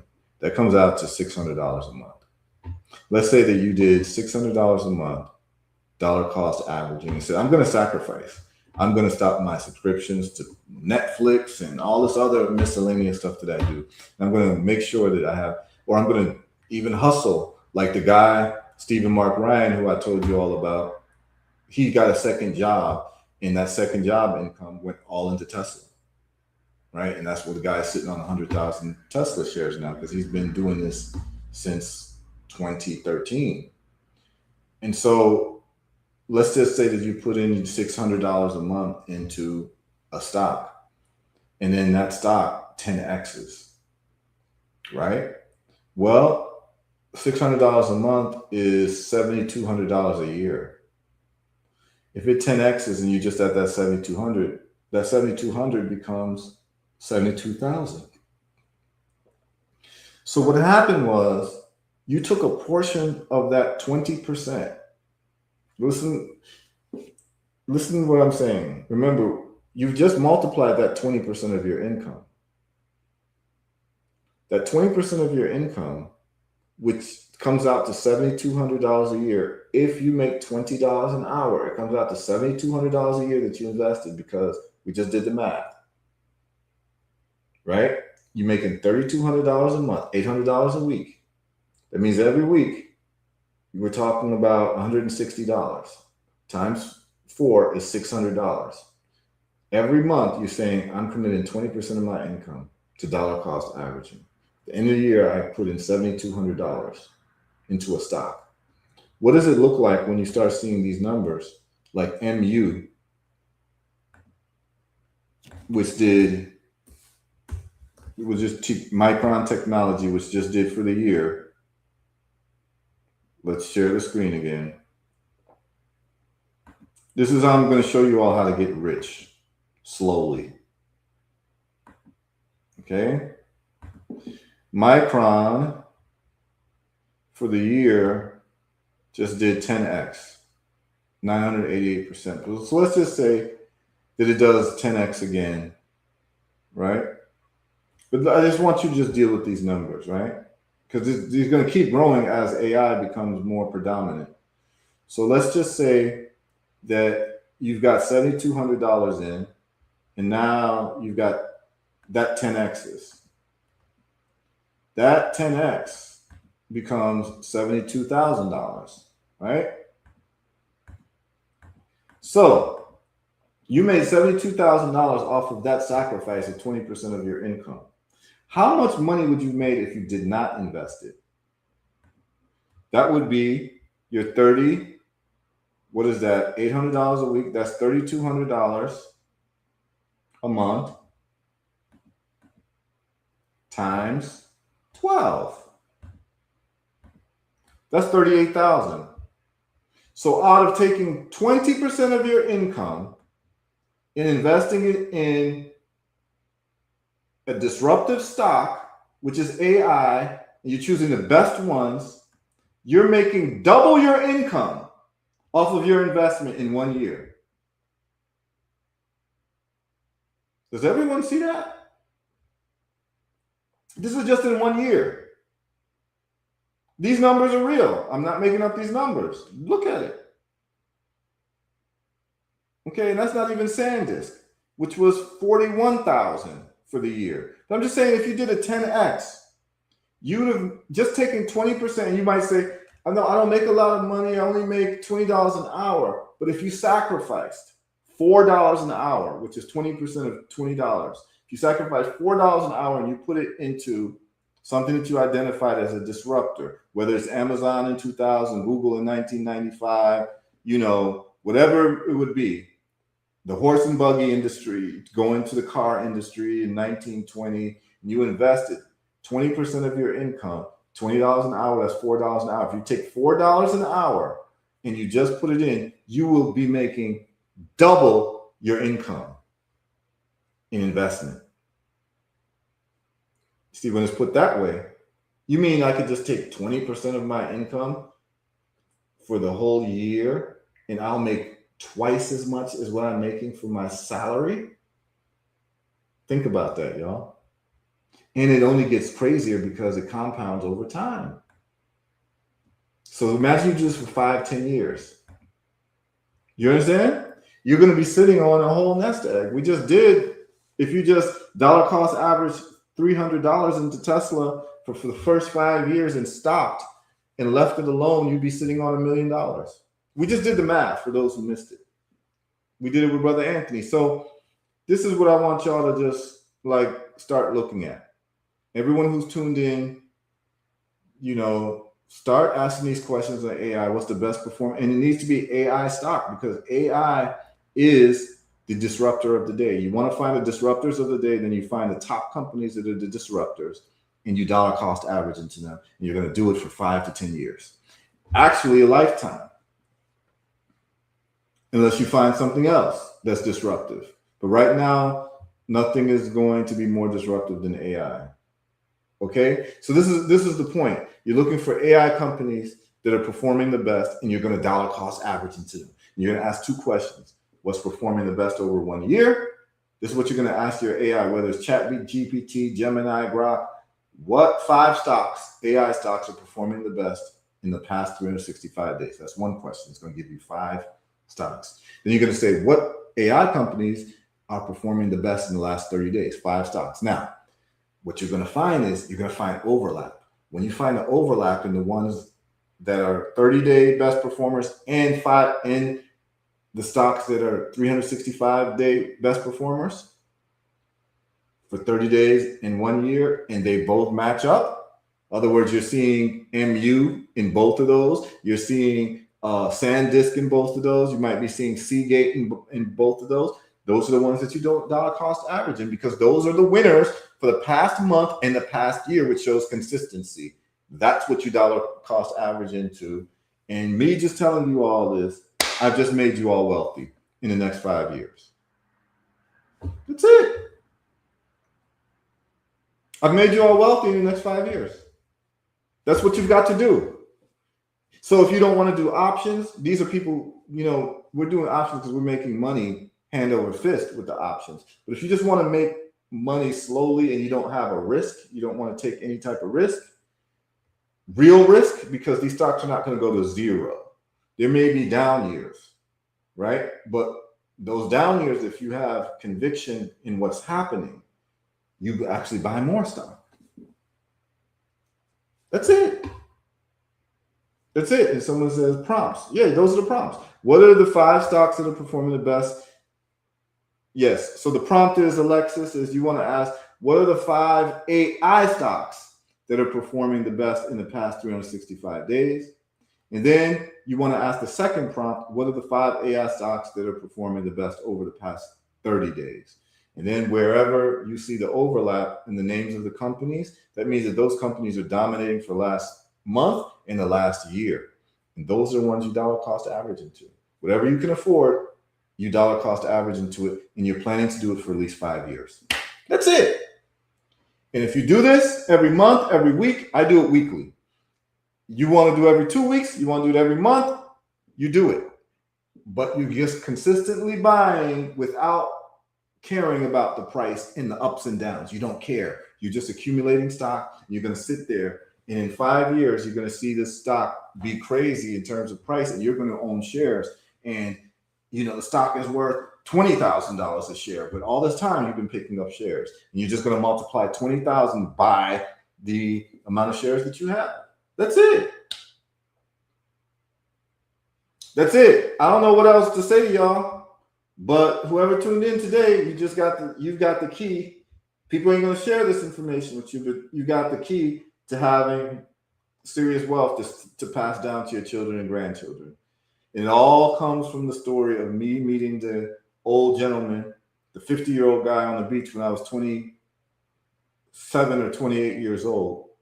And he started talking to me, and he owned 8 million shares of Coca-Cola. And those 8 million shares were bequeathed unto him from his father, who also then got it from his grandfather. So it's a family tradition. So this can become a family tradition of building wealth by just identifying what are the most disruptive technologies, what are the top industries of that most disruptive technology of the day, and you're going to dollar cost average. We're not wasting our money on frivolous things. All of our money is being spent to dollar cost average so that we can develop wealth. This is what, and again, I'm going to show you guys, this guy should be your model. If you're serious about building wealth, this guy should be your model. I don't need to do anything else but tell you about this guy here.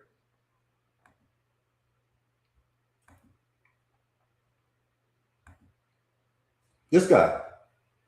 His name is Stephen Mark Ryan. For those who tuned in late, he started dollar cost averaging into Tesla in 2013. He sold his house. He sold his cars. He sold everything and lived in a studio apartment so he could take all of his expenses down. So his rent is like $300 a month instead of paying a $3,000 a month mortgage. He took all that money and put it into Tesla stock. Every week, every month, he would buy Tesla stock. And he did this for years, where now he owns about 100,000 shares of Tesla. He's even sold his blood for money to buy Tesla shares. And now he owns 100,000 shares of Tesla at $430 a share today. Tesla is at $430. And look, Tesla's up today. Okay? And check this out. We're going to do the math again. $430 per share at 100,000 shares. We'll just do the math. 430 is the price of Tesla times 100,000. He's sitting on $43 million. This is a regular guy. He was not born wealthy, y'all. He just saw an opportunity. He saw that Tesla was disruptive in the transportation space, that they were doing transportation for cheaper, more efficient, and more convenient. In terms of buying the car, the electricity cost for traveling is 10 times cheaper than gas. There's no maintenance cost for electric vehicles, pretty much. Not like an internal combustion engine. And then the price point to buy a Model 3 Tesla is the same to buy a Toyota Camry. The internal combustion engine, he saw it. So he said, I'm putting all my money in Tesla. I'm not doing vacations. I'm not buying property on the beach so I can see a view and pay more for that. He didn't care about that. He said, I'm going to just put all my money in Tesla. So my young self is going to set up my old self. That's what you want to do. You want to look back when you're 50 and say, my 25-year-old self, organize my life properly. That's what you want to do. And so that's what he did. And that's what I did with Tesla. I dollar cost average Tesla in 2015 till about 2021. Every week, every month, I put money into Tesla shares. I did the same thing with Bitcoin from 2011 to 2012. I put money into Tesla almost every week. Every time I would get money, I put money into Bitcoin, rather. Every week, I just put money. I remember we had a Category 5 hurricane when I was in the Virgin Islands, and it had just destroyed the whole island. And I remember telecommunications were down. I remember, this is how serious I was about dollar cost averaging Bitcoin. We had a Category 5 hurricane. It took the electricity out of the island for like 3 months. Okay?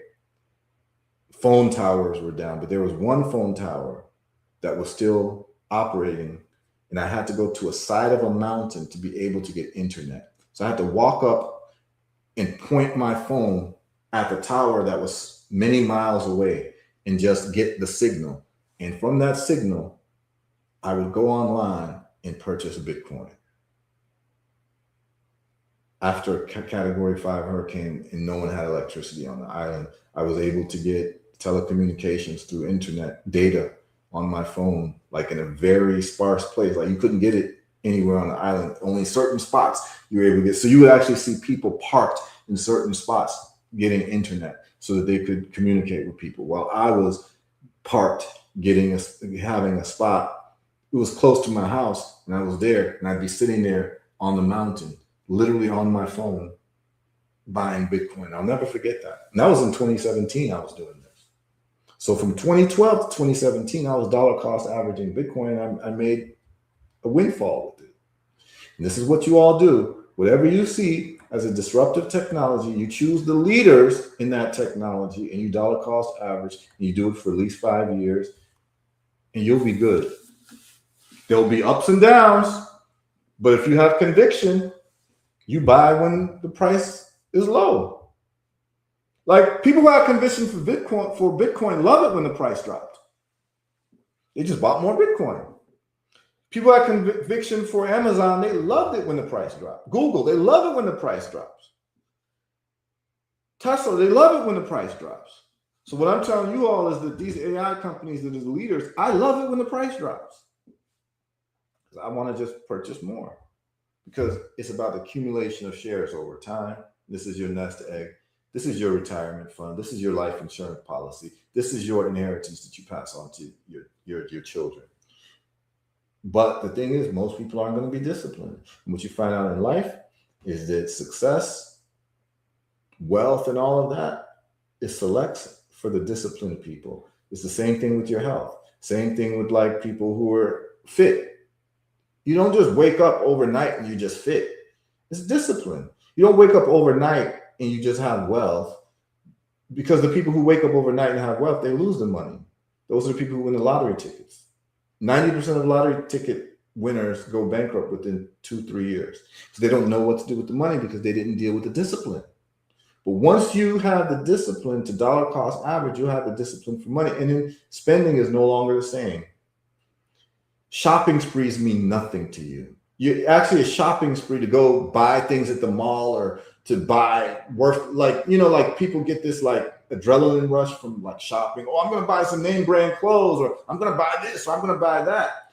Once you're dollar cost averaging, you're like, wait, I'd rather dollar cost average than to buy this trash. Like, it's hard for people who invest to be around people who don't invest. It's really hard. Because you're around people who are excited to be consumers, and you're only thinking about investing. It's really hard. So you're around people and they want to go on vacation and blow, you know, $5,000, $10,000 on a vacation. And here you are, you're thinking, wait, I don't need a vacation.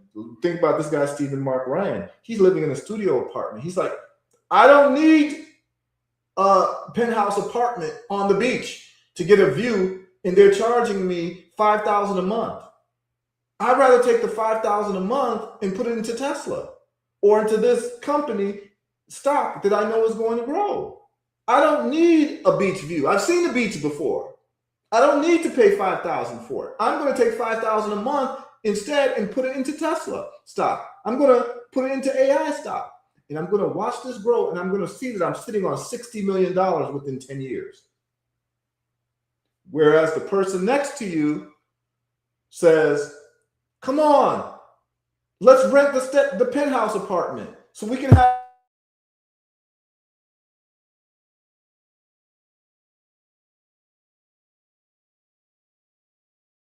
Yeah, let's go on this vacation, right? Really, what it is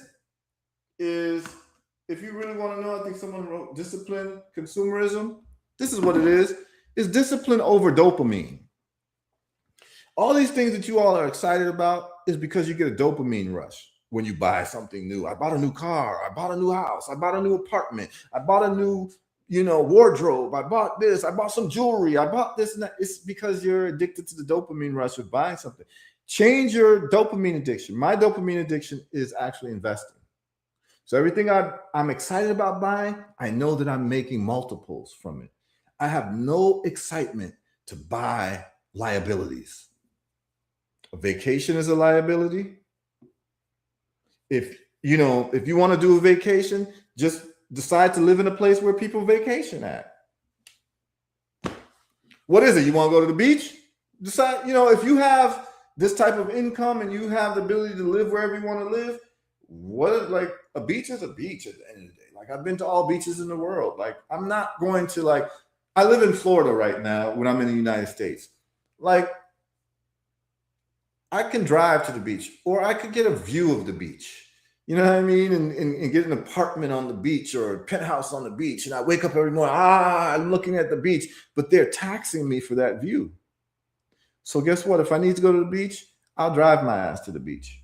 I'll live far away from the beach where property prices are cheaper. And that difference in what I'm going to spend by living with a great view, I'm going to dollar cost average into AI stocks. You understand what I'm saying? The things that make you excited is usually what's making you poor. It's very important.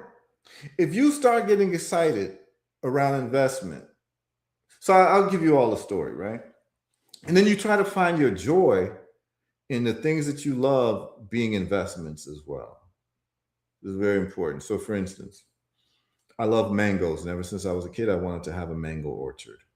But I'm not into mango orchard just because of my addiction to mangoes and loving mangoes. I did the math. Right now in Florida, they're selling mangoes for $6 a pound up to $8 a pound. Every mature mango tree can give you about 2,000 pounds. Okay. And every single mango sells, by the way. Mangoes never go like without selling. People love mangoes, so people will buy mangoes. Everyone I know who owns a mango orchard, mango farm, they can't even hold on to their mangoes. They're all sold out. They sell them for $6 to $8 a pound. Let's just go with $6 a pound off of 2,000 pounds. Every tree represents $12,000 every year. Now, sometimes the mango trees skip a year, but I just want you to do the math. If you plant a tree and you know that the fruit from that tree has the potential to give you $12,000 every year, and this is just for 3 months, 4 months, the summer, then you start looking at the land that you're on, and you're saying, my mortgage is $3,000 a month. That means that I pay $36,000 a month to live on this house. All I need to do is to plant 3 mango trees that give me $12,000 each, and that pays my mortgage. 12 times 3 is 36. 3 mango trees can pay. So what did I do?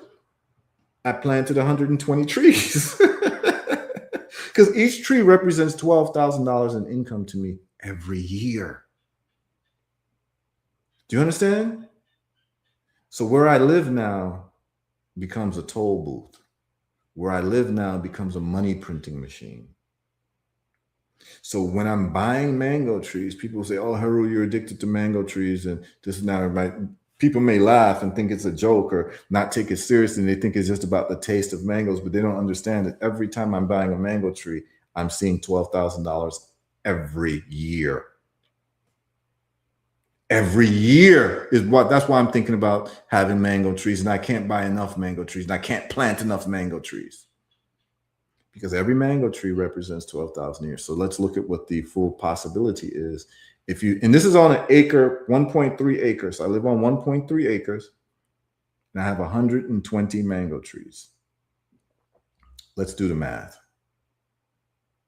Let's just say that every tree, it takes about 3 years for a tree to reach maturity, 3 to 5 years. So you're waiting, just like dollar cost averaging, right? And basically, I'm dollar cost averaging my mango trees by watering them, taking care of them every, you know what I mean? That's basically giving discipline to the trees so that by 5 years, you're like actually reaping the benefits, right? This is, you know, investing is like farming and planting. You just have to be patient. And as they say, there are 2 times that are best times to actually plant a tree: 20 years ago and today. So if you haven't invested 20 years ago, like I have with Bitcoin and Tesla, the best time to invest is today. Okay. So what we're going to do is we're going to look at the math, the mango math, right? And I can get even, you know, I could do a whole show just on like mango trees and income, but let's just do this. I'm only showing you all this because I want to show you all the difference between dopamine consuming and dopamine investing, right? All of them give you a dopamine rush, but you want to start now recalibrating what excites you. So here's the calculator. Every mango tree that's mature can give you about 2,000 pounds a year of mangoes, right? And so hypothetically, I think you all can see the calculator. I want to make sure you all are seeing the calculator. Yes, you're seeing the calculator. So hypothetically, every tree can give you 2,000 pounds. So that's 2,000 pounds. And you can sell them retail from the farm at $6. Every tree represents $12,000. If you plant 120 trees and all of them give you fruit, and all of them's not going to give you fruit every year, but I'm just giving you the extreme. 120 times 12,000. And this is every year, by the way. The income from these trees will be $1.4 million every mango season, which is from May till about the end of August. So for 4 months, you can make the maximum of $1.4 million every year. Now let's just cut this in half. Let's just say that only half the trees give you productivity. So we divide it by 2. That means that every year you're making $720,000 in income on your mango trees by having 120 trees. This is why I tell people to plant something. Plant some fruit trees in your yard. Wherever you are, if you have some type of land, you're going to plant some fruit trees, period.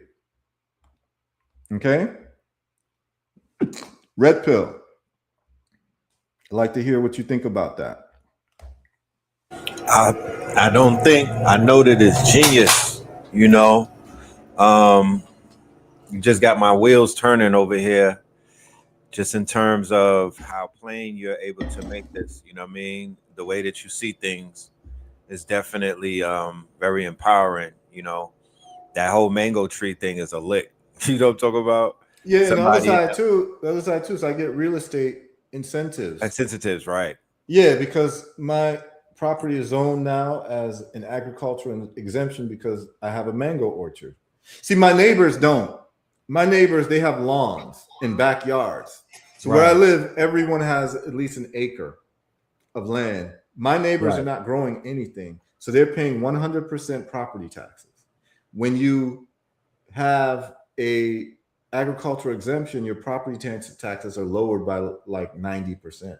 So I'm paying less property taxes to grow mango trees that I love and that I make money from. Now this year we had a cold spell, so I can't really sell a lot of mangoes, but I only have enough for like my household. But next year we're going to be coming even stronger because I just replenished on mango trees. I have a lot of planting to do in the next couple of weeks, like literally a lot of shoveling and hands in the dirt, because I personally plant the trees. Plant them. 90% of them. Sometimes I'll have, for the real big trees, I'll have a crew come in and do it. But most of the trees, I'd say 90% of trees I have personally planted. So I have a relationship with my trees. Can you share what the cold spell did? Oh, so the cold spell killed 50% of my trees. We had a once in 100-year cold spell this February in Florida, and 50% of my mango trees died because mango trees can't take temperatures below 32 degrees more than 12 hours. And we had 2 days of 29 degrees. And so it killed half the trees. Now I've replenished the trees and I'm going to replant them even bigger and better. So it is what it is. You know what I'm saying? Like, that's part of investing, is that there are going to be risks of loss. But if you understand what the big picture is, you keep doing what you're doing. And so what's going to happen is I will have 120 mango trees in production next year. And they just keep growing and growing and giving me more fruit every year. And what happens is that 12 of those trees, no, not even 12, I think it's 12,000. 3 of those trees will pay my mortgage. So now I live mortgage free. The rest of the trees is pure profit. So now I'm living on the land that I'm on. I'm living in my house. And this can happen for anybody who has a 1/4 acre. If you have a 1/4 acre plot of land that you live on, just divide the amount of trees I have by 4. You can have 25 trees. But the point that I'm making is there any way to protect them from the cold? I'm sorry to cut your wisdom. Is there not any not farm? when it gets cold. When it gets really cold, but it happened like once every 100 years. Right.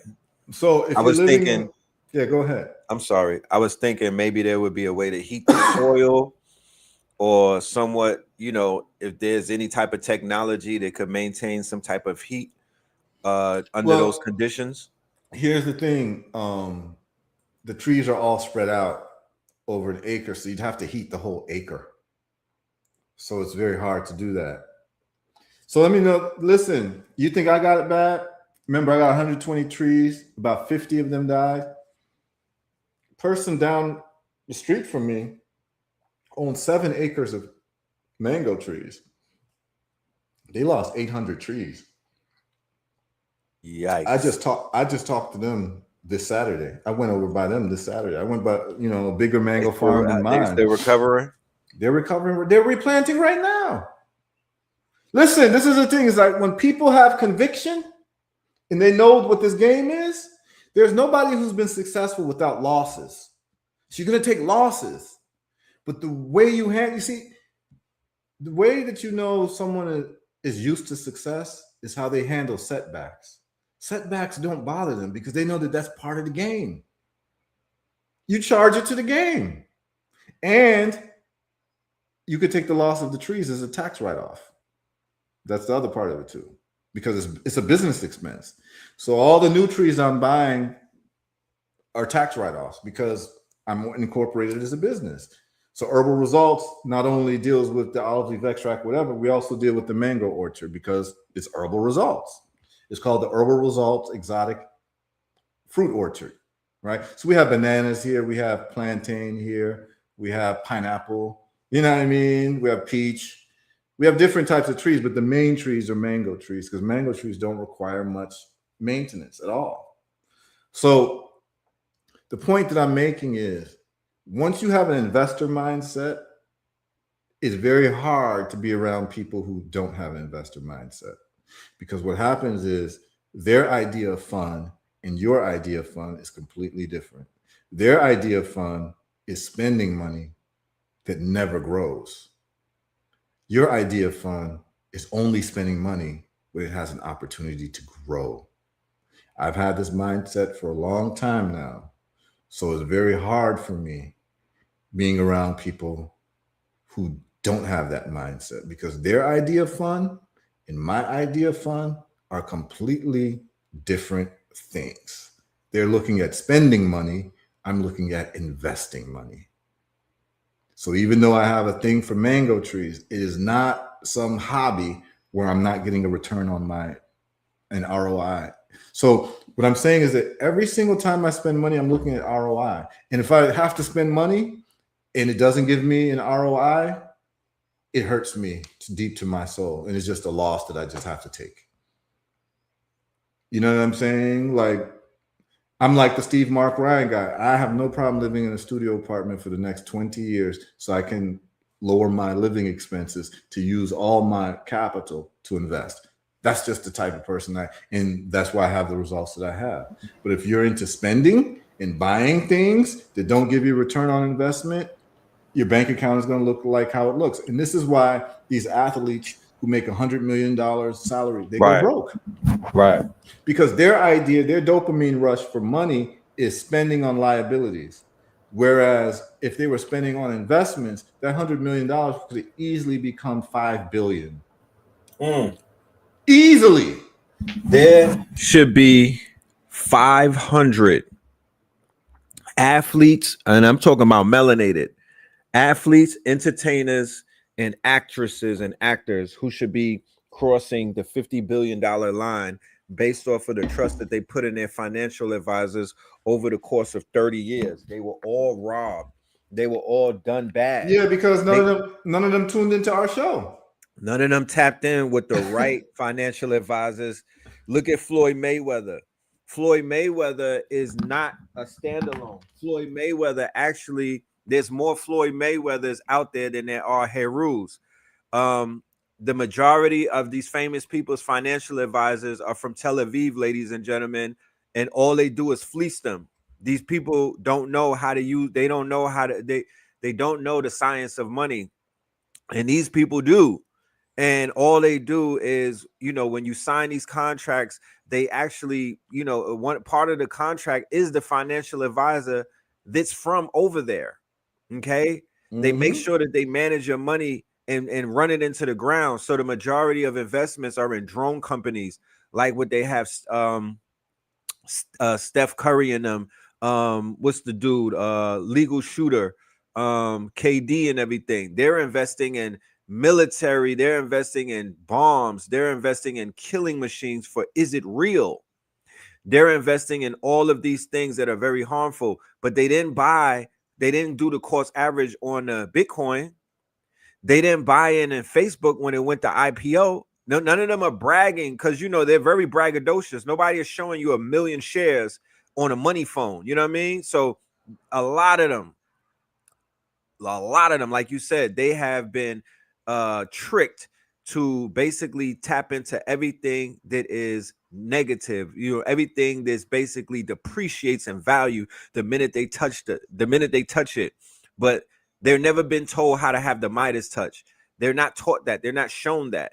You feel what I'm saying? They dangle people with franchises like that's the winning formula. No, the winning formula is a portfolio similar to what you have. The winning formula is to get on top of Bitcoin when it was under $100. Yeah, I mean, I keep saying it, and the numbers keep showing it.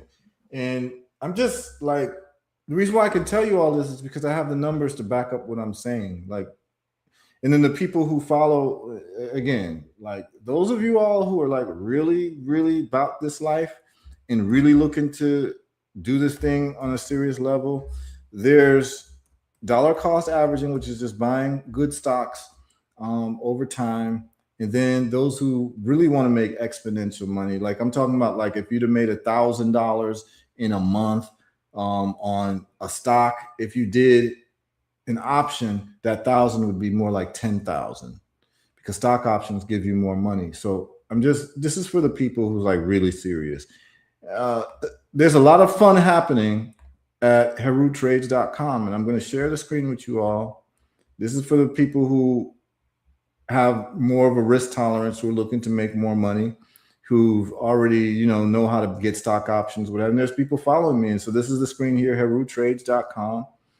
And you can sign up for the Forex trading, cryptos, metals, and indices stock options. What this is not me teaching you.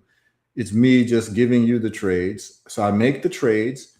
And if you have become a weekly, monthly, or yearly subscriber, you get the trades that I do immediately. Like there is a stock option I'm doing today. I'm not going to say it live on the air because I have paid subscribers. And I identified it last night. And actually, this show made me get into the option a little bit late, but it popped already this morning just because I know how to read the charts. So those people who are registered to HeruTrades.com, trust and believe that after this show, you're going to get a notification of the stock option that I just did. And the reason why I don't reveal it in this online show for free, because I have paid subscribers. And they're going to get that information first. I respect the people who have subscribed to this. So they get the information first. And typically what I do is I talk about the plays that I do the week later on this show. So, I mean, y'all can still get in, but if you want to just like really get in early, like right when I do it, you just sign up for a subscription and see how it works out for you. But I can tell you we're having a lot of fun at HeruTrades.com. And we have some of the subscribers on right now, who've given testimonials that they've made money. So, I mean, this is just every week. This is what we do with wealth, and this is what we do with health. We bring receipts. So, this is where we're at with it, y'all. I would advise that if you're serious about this cake, then, you go to HeruTrades.com. If you don't, like the whole like risk thing because with stock options, you can lose your money if it goes wrong over time, but we rarely lose over time. So if you do the math, and I'll just show you the math, so let's just say that you have 4. All right. With my stock options, I usually cash out at 4x, which means that I've made 4 times the money that I put in. So if I put in $1,000, when it hits $4,000 in terms of the value, I start to cash out. So I made 4 times my money. Okay, so I'm at $4,000 for let's just say every single option I do is $1,000, looking at a $4,000 payday, right? Okay. Let's say I did 4 options and I lost 2 of them. That means I lost $2,000 because I'm doing each option at $1,000. But I won the other 2. What does winning mean? I 4x'd it. So that means I came out with $8,000, 4,000 times 2, and I lost 2,000. So in total, I spent $1,000 on 4 trades. So that's $4,000 risked. And out of that $4,000, I end up making 4,000 plus 8. So I made 2x my money. I made double my money and lost 50% of the time. So that means I only have to be right 50% of the time to double my money. And I'm going to tell you all this right now. Like there's some stocks like I woke up to today that's right now. One of my options is that I can show you all. I mean, all right, I'm going to show you all. I don't like to really show let me see. I might do y'all a little solid right now. Where we at? I'm gonna do y'all. Okay. Yeah. So just today, and it'll go back up. So just today, I'm gonna show y'all. I have an option on Coca-Cola. I'm gonna show y'all this. This is how this works, and it's gonna go back up. It was up even higher earlier. So Coca-Cola is up today, 0.05%. I want you all to look at my options board.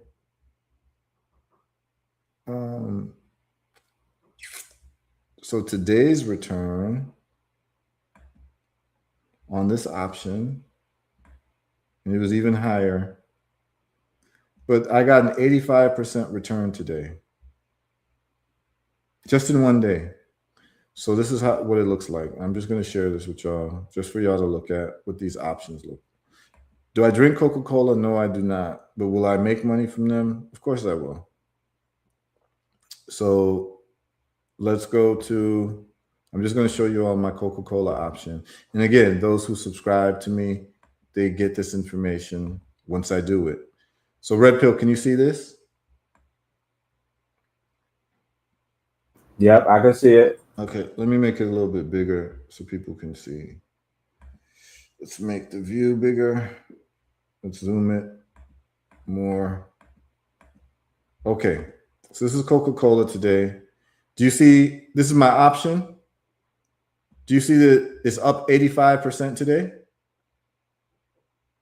Yes, I see that. Okay, so I've almost made double my money in one day. So here we are. Here's the option board. I got in on this for $1,000. Okay, I paid $1,000. My total return is $2,400 right now, at a 225% increase of my money. Today I just did 85%.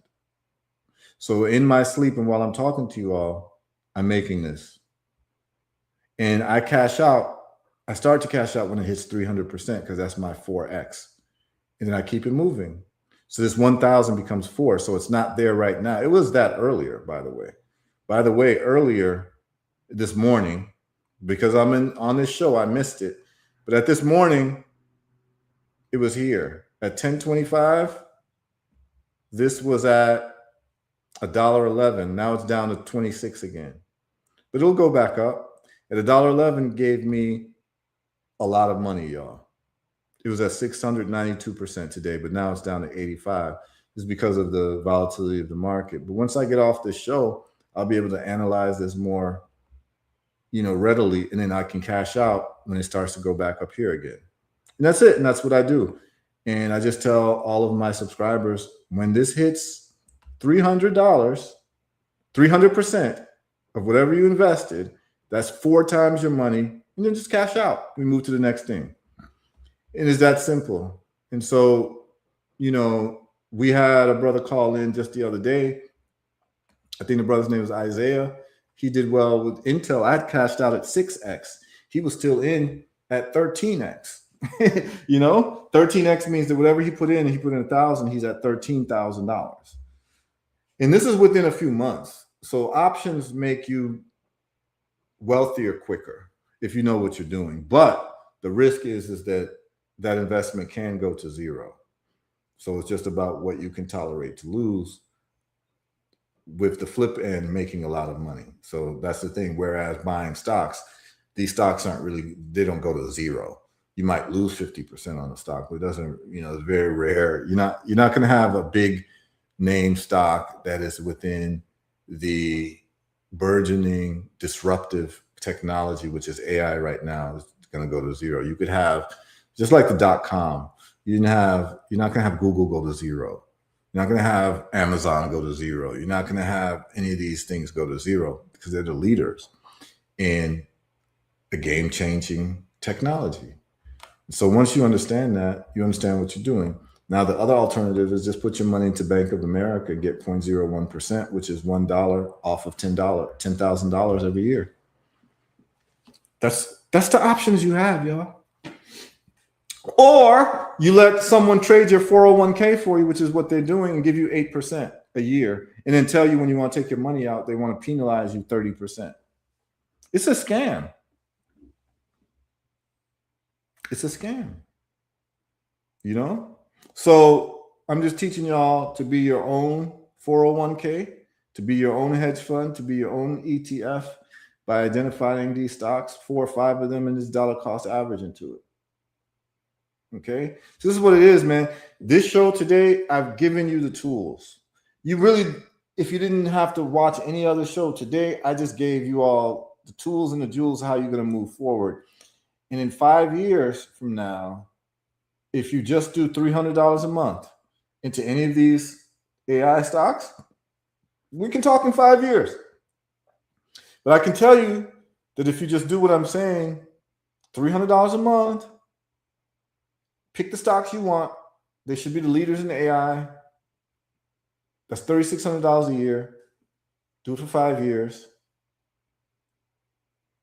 You're going to be sitting on at least, that's $18,000. That 18, even if it like 10x in that 5 years, you're going to be sitting on like 5 figures, 6 figures, like that. That $300 a month would have become over $100,000. But like really and truly, like we can do the math, and it's actually going to be more than that.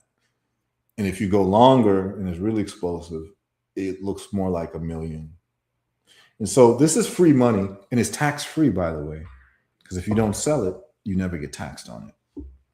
But that is your wealth portfolio, and you can borrow against it at 1%. And they don't tell you that. And you could live off that money tax free and just pay back the loan in a few years when the price has gone up even more. And you just keep dollar cost averaging. I don't know what else to say to y'all, man. You know, and if you got some land and you live in a tropical place, grow some mango trees and sell your mangoes, and you live free. And to be actually clear with you, you don't have to live in a tropical place, because there are trees that can withstand winter. Those are pear trees, peach trees, plum trees. They can withstand the winter. So wherever you live, you can grow those trees and sell the plums a couple dollars a pound, and you have enough trees, you can pay your mortgage just with your fruit trees.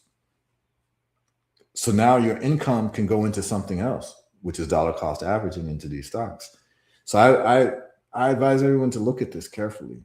If you're living on a 4th acre of land anywhere, you can grow fruit trees. There are cold tolerant fruit trees. Start planting them today. And within 5 years, you've got fruit coming from it, and you get income from it. Sell it at a farmer's market, tell people come to your house and pick up boxes, and you sell the boxes. Man, you'll be clearing your mortgage every year, where now you're living mortgage free. But you got to have the vision to do it. And it takes about 5 years for the trees to start coming to. But if you didn't do it 5 years ago, do it now. That's it.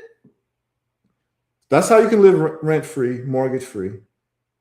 And now your income from whatever you're working goes into dollar cost averaging the stocks. And this is your path to become a millionaire tax free.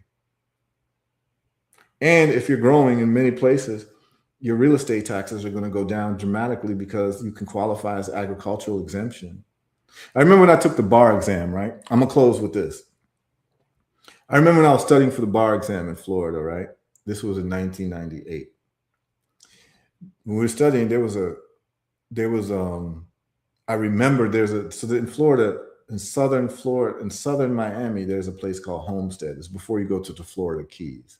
I remember I was visiting somebody driving there, and I noticed it. Like, I drove past a house, and I laughed because one guy had like one horse in his backyard. It wasn't a big backyard. It was like maybe in the 16th acre, an 8th acre, regular plot. It was just one horse there. And then the next guy had a cow. And I'm like, what's this guy got one horse and one cow for? And then I started studying for the bar exam, and I realized why. One of the questions was, what are the minimum things that you need to do in Florida to get agricultural exemption? And you found out that in Florida, if you had one livestock animal on your property, you could qualify as exempt for agriculture, where your property taxes go down like 80-90%. So what do? They put a horse in their backyard. They put a cow in their backyard. They're not farming. They're not doing anything. They just put a cow. I'm sure you could put goats in your backyard, and the goats will eat the grass, and you don't even need to cut your lawn, because the goats will take care of that. So now you save money on a lawnmower company, and you've got goats in your backyard, and the goats qualify for agricultural exemption. Your property taxes have gone down. And I remember on the bar exam, they asked that question. And I laughed, because I remember sitting there doing a bar exam. It's crazy, because when you do the bar exam, it was in Tampa, right? So you have to fly to Tampa. I'm gonna tell you all the story. I just feel like story time right now. So when you take the bar exam in Florida, it was in Tampa. And when you got on the plane from Miami to Tampa, guess who was on the plane? All the law school students who need to take the bar exam, right? And so you're sitting there, because it's set at a certain day. It's a 2-day exam. It's either 2 or 3 days. I can't remember. It was so long ago. I took the bar exam in 98, y'all. Like, literally, I graduated in May. I came down to Miami and the bar exam was like in July or August. I can't remember, but I know we got our results in September. Okay. So anyway, so people are studying for this bar exam. And remember, a lot of people's jobs and job offers they got is like law clerks or, you know, associates at law firms. Because remember, you've been in school for 3 years, you've got a family, and people are depending on you to have a job because for 3 years you were a bum, right? You were a student, you had no money. So now this is your come up, but the come up is contingent on one thing: passing the bar exam. So there were people who got job offers that were going to pay them out of college, out of law school, like $120,000 a year as a starting salary, right? And it's like a big come up for people, right? But it's contingent upon passing this exam. So you know how much pressure that is for people? Now, me, I didn't care because I didn't really want to be a lawyer. I just went to law school to study law. But then the time went by fast and I was like, okay, I might as well practice law. And I was mad because I saw it as like a scheme. You know, it's like, I already passed my law school exams. Like, why do I have to take another exam? Right. So I was mad. So I went in there with an attitude, right? I wasn't scared. I was just pissed off that these people, like, before I could make money from what I studied 3 years ago, for all these 3 years, I got to take another exam. Right. And it costs money to do it. Like, they're actually charging you money to like register for this. And so it's like, damn, like, when does this stop? Right. So I was pissed. So I'm sitting on the plane and people are crying on the plane. Why? Because some people, this is their third time taking the bar exam because they failed. And the job is not there for them. Like, they're in dire straits, and their family, these people are married, and their family's like, you need to probably pass this bar exam so you can start making income. I'm there, and you are in a whole basketball arena with desks, and you are sitting next to people, and it's filled with 1,000 people, all taking the bar exam.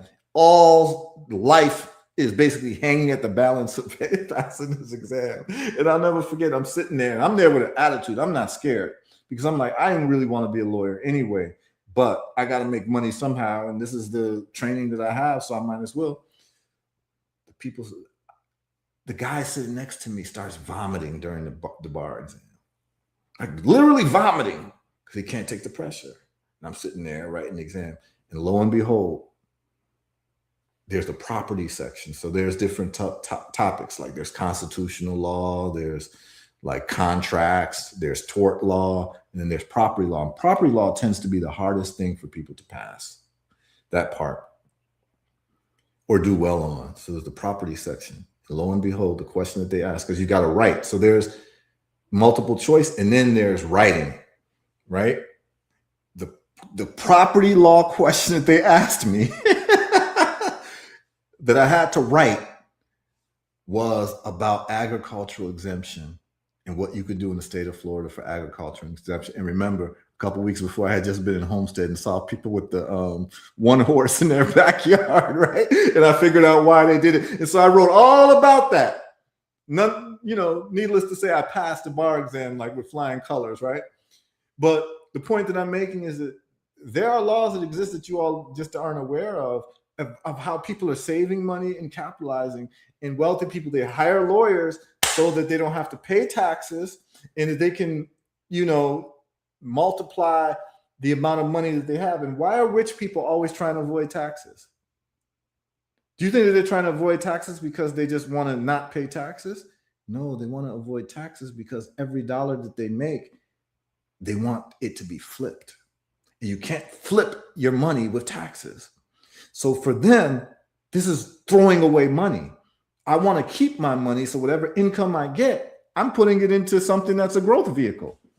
See, so this is why rich people are allergic to paying taxes, is because they've already programmed dopamine in their mind. I'm talking about people who build wealth. I'm not talking about people who inherited and don't know what it's worth, and their kids, and they're running around buying Lamborghinis and all that. No, wealthy people are addicted to the dopamine rush of flipping money. You can even listen to Dame Dash talk. He has that in him. He's looking at like how you can flip money. And so a wealthy person, when they have to pay taxes, they feel sick inside because it's like, damn, this money I could have flipped 10 times and put into NVIDIA.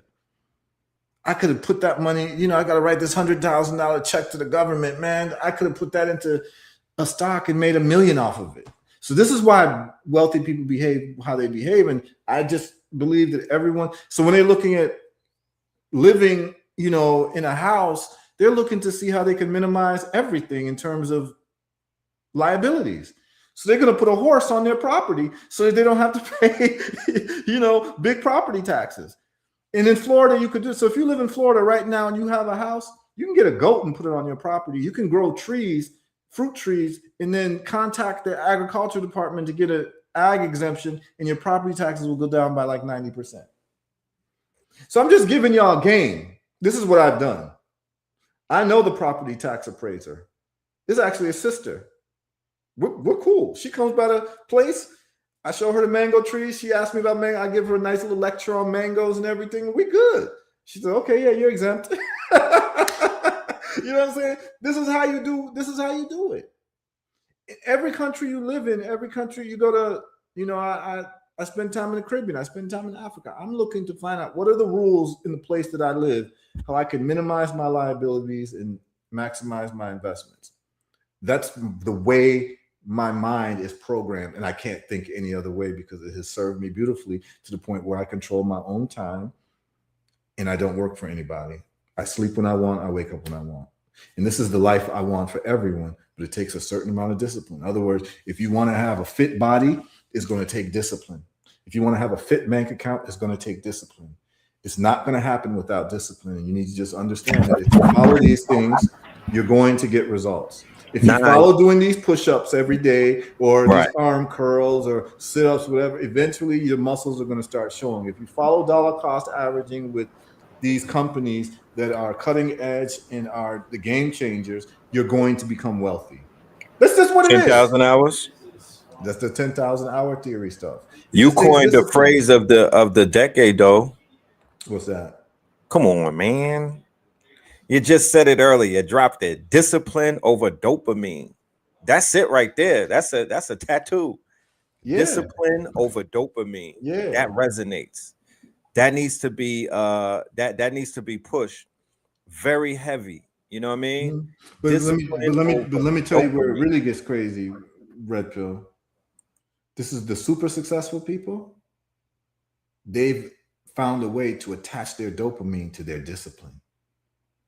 Yes, because you did say your dopamine, you've adjusted your dopamine to basically be the dopamine when you see the daily reports of Tesla. Yes, my dopamine rushes are directly associated with my investments.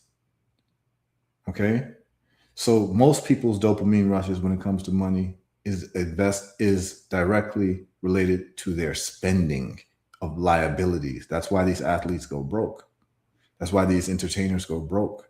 This is why you can be a doctor or a lawyer and still be, living hand to mouth, because your spending is your dopamine rush. But if your investing becomes your dopamine rush, you become a whole different person. Everything around you looks different.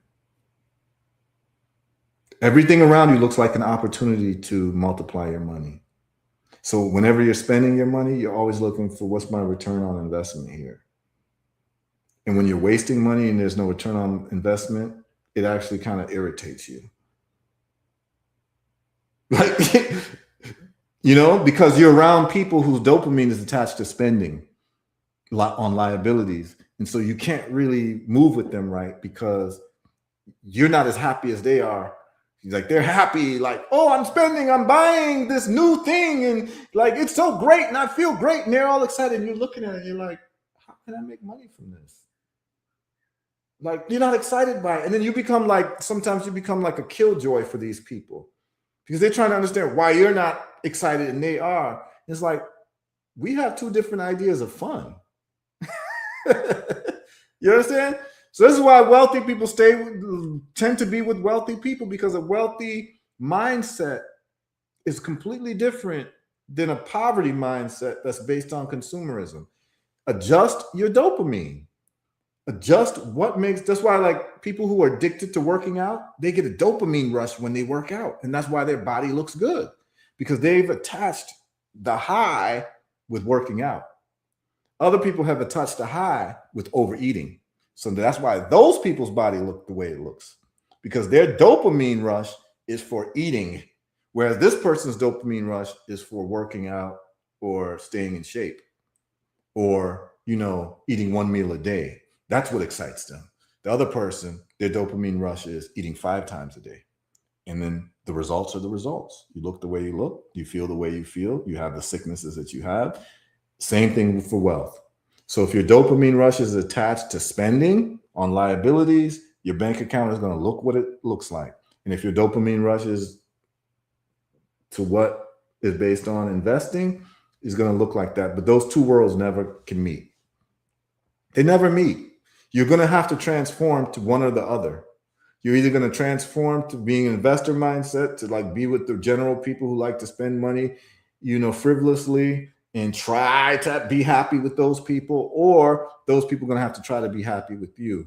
And my point is like, I welcome anyone to be happy with me. I don't want to be happy with others who are wasting money, because it's just against my worldview.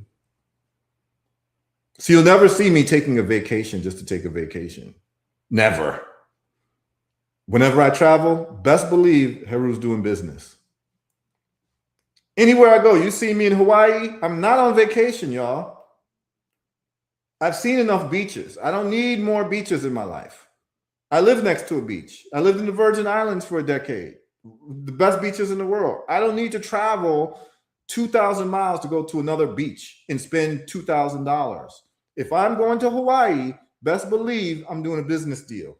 I'll go to the beach then still, but I'm doing a business deal. I'm doing something to flip my money. And every time I travel, I'm looking at how much money I spent and how I can flip the money.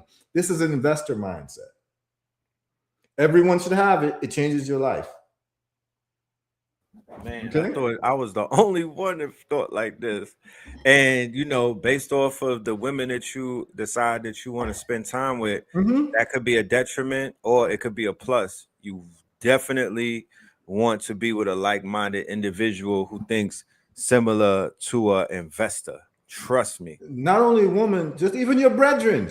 Yeah, the people even you your spend team. time with. Yeah, man. The people you spend time with. You got to learn to be excited about those things that give you a return on investment, and to actually be anti-excited about spending money on things that give you no return on investment. Like, that's where I am in my life. And they'll say, "Oh, you just can't go out and have fun." And it's okay. I'll be a team player, but you're not going to see me doing this frequently. Like, I'll give you an example. Right now, I could literally book a ticket to anywhere I want in the world and travel. Like, if I want to go tomorrow, I can go tomorrow. But the question I'm asking myself is, what am I going to do there? Go to the beach and eat food? I can go to the beach and eat food where I am at. Why I need to pay $2,000 and stay in a 5-star hotel and basically liabilities, right? And people say, "Oh, but you're paying for experiences." And my whole thing is like, well, the best experience for me was actually waking up one morning and looking at my stock and Bitcoin portfolio and seeing all those zeros. That's the experience. You see, so I'm just saying is that people have different ideas of fun. My idea of fun is not going to a strip club and throwing ones at strippers. That's not my idea of fun. Yeah, that's there's no return on investment. So like, I'm looking at it and I might be around men who are like, let's go, because this is what the rich athletes and entertainers do. That's their idea of fun, is to go blow $10,000 at a strip club. I know them. I've met them. They'll blow $10,000 at a strip club like that. But then 10 years later, they're broke. And just that $10,000 night, if they would have just put it into a stock, that 10,000 could have become $1 million. Why am I saying that?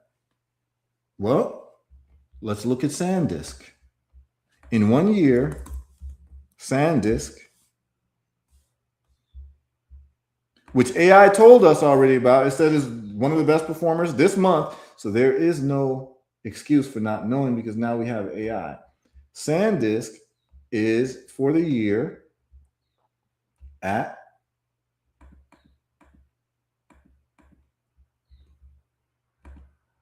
$4,600, which represents a 47x. So that means that that guy who, again, I'm going to share this screen because for the people who just tuned in to know that I'm not making this up, this is SanDisk, y'all, for the year. 4,600. You see that? You see that red pill? Like a roller coaster. 4,700%. God damn. 4,600%. And this is in the last 365 days. That means that the person who put in, so now the guy, the athlete and the entertainer who likes to go to a strip club and blow $10,000 and brag on it, I'm looking at them like you're the biggest idiot on earth because you actually are bragging about it. Now, if you did it, and that's just what you do because that's what people around, you're only limited to what you know. So I wouldn't call that person an idiot. I would feel that they are unfortunate not to be around better circles. Because that same $10,000 that they blew on a stripper and throwing money in the air, if they put it into SanDisk, that $10,000 would be $470,000 in 365 days. So you're sitting on $500,000 that you just threw away in a year. This is going to even grow more. But so what I'm saying is like, I look at money differently, man. That 10,000 ain't really 10,000 that I'm spending at a night out flossing. That $10,000 is the opportunity cost that made me lose 500,000 because I could have put it into something else that is actually going to grow.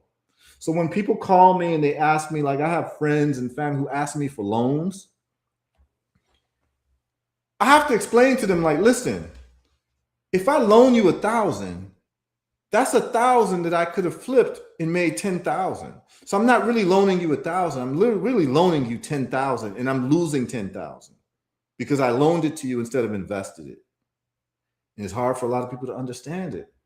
So they don't understand that, like, if I'm loaning you 1,000, I'm actually losing 10 because, or let's just call it 4. Because that's the flip I like. It's a 4x flip. So, but really I do 10.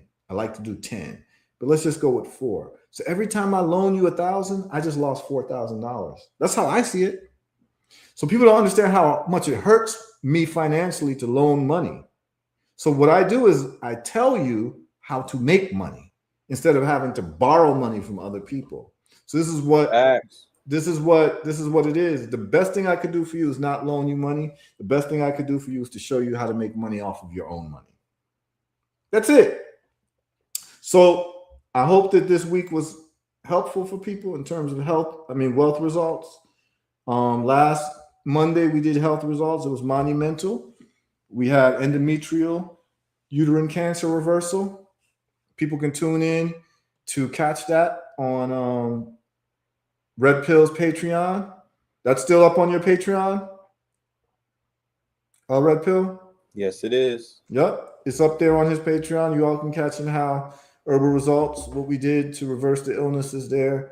Next week, we'll be having more testimonials in reversing illnesses. And we'll be covering autoimmune diseases. And I'm going to show you all like how to reverse autoimmune diseases and why the approach is problematic. But we're going to get into that next Monday. And as usual, because it's information that these social media channels, particularly YouTube, doesn't like you to know, we transition off of YouTube in the first 20 minutes of our show so that people can get the real. And so that the channels don't get taken down, like Red Pill's channels get taken down. We don't want that to happen. So next week, autoimmune illnesses, how to reverse them, what's the real cause of the autoimmune diseases, and what are the steps? That's lupus, multiple sclerosis, rheumatoid arthritis, Hashimoto's disease, Graves' disease, Crohn's disease, so forth and so on. Okay, we're going to show you all that, and we're going to give you chapter and verse, scientific studies, testimonials, in a protocol. And then next week, we're going to do more with investing and making money. So we're giving you health on Mondays, wealth on Wednesdays.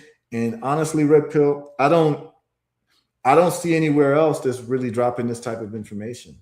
So the listeners should really be like, you should be sharing this with your friends and family if you want to see changes in your life in terms of health and wealth, man. People who bought the olive leaf and bought the vitamin D and magnesium are already reporting that their kidney failures is being reversed, their high blood pressure is like, these are just people from watching the show who started and they started giving it to their family members. They're already reporting reversals of their problems like in real time now.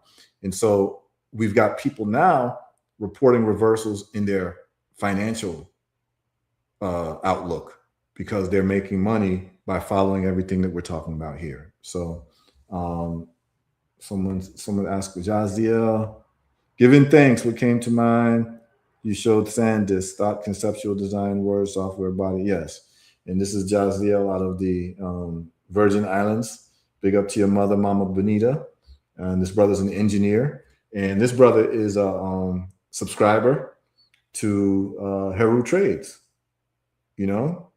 And so he's been following my trades for some time now, religiously. And I think he's been making some money, you know, that's it. So let me see if there's any questions that people have that I can answer real quick. Different dopamine. Yeah, you can reset your dopamine pathways. In other words, you can reset what makes you excited. You know, if you find out the things that make you excited is causing you death and despair and destruction, you have to realign your mind to what excites you. And it can happen. I was someone who was excited by buying things too, just like everyone. I'm not saying I'm not subjected to the social pressures. I'm a human being living in the world, but I readjusted my dopamine where I'm excited in investing and not in spending. You can do that for food. You can do that for all types of things, man. Being healthy. You can determine what excites you. Okay. Sir. Someone says I'm debating going to law school right now. I would tell him go and get Anthropic's plugins for law, the legal plugins. Yeah. And test yourself. You know, go ahead and self-educate yourself with Anthropic Claude. They have a whole suite of legal plugins. The plugins are so powerful that when they dropped it, there was a dip in the stock market on everybody that had a monopoly on the legal, like LegalZoom and all of them took a hit. So you might want to go ahead and self-educate, sharpen up your sword before you commit to law school. Just self-educate, get a little bit of get some things under your belt. But I'm not going to deter you from going ahead and getting into that profession because, as Heru has pointed out, even when you look at the trajectory of where businesses are going in the future, we're in a creator economy. There are more people in need of lawyers and legal services than ever. More entrepreneurs, more self-employed people. There's a lot going on that's going to need the quote-unquote services of a lawyer, IP lawyer, entertainment lawyer, criminal even, you know? So, yeah. So, yes. Yeah, listen to what he said. And the whole legal thing is going to change because, like, right now, you can do legal research with AI that 20 associates would have took a week to do. AI can do it, like, in 10 seconds. So practicing law is going to be completely different by the time you graduate if you went. Brittany says, I need help getting in trades with low money. You don't need $1,000 to get in, but I got 200. So there's some options trades that are going to be more expensive than others, but in buying stocks, Brittany, you can buy any of these stocks that I talked about, the 5 that I listed, AI stocks, you can get in with $5, $10. You don't need a lot of money to buy a stock. You can buy fractional shares that, like, you can put $10. You can get right now, you can get SanDisk, and you can put it $10 and buy the shares. Now, if you're talking about options, I literally did an option today. Just now, while we were in the show, I bought an option. And I'm going to tell you the price of the option. the price of the option that I got, and this is real talk, and my subscribers will find out. The option that I got, y'all, one contract cost me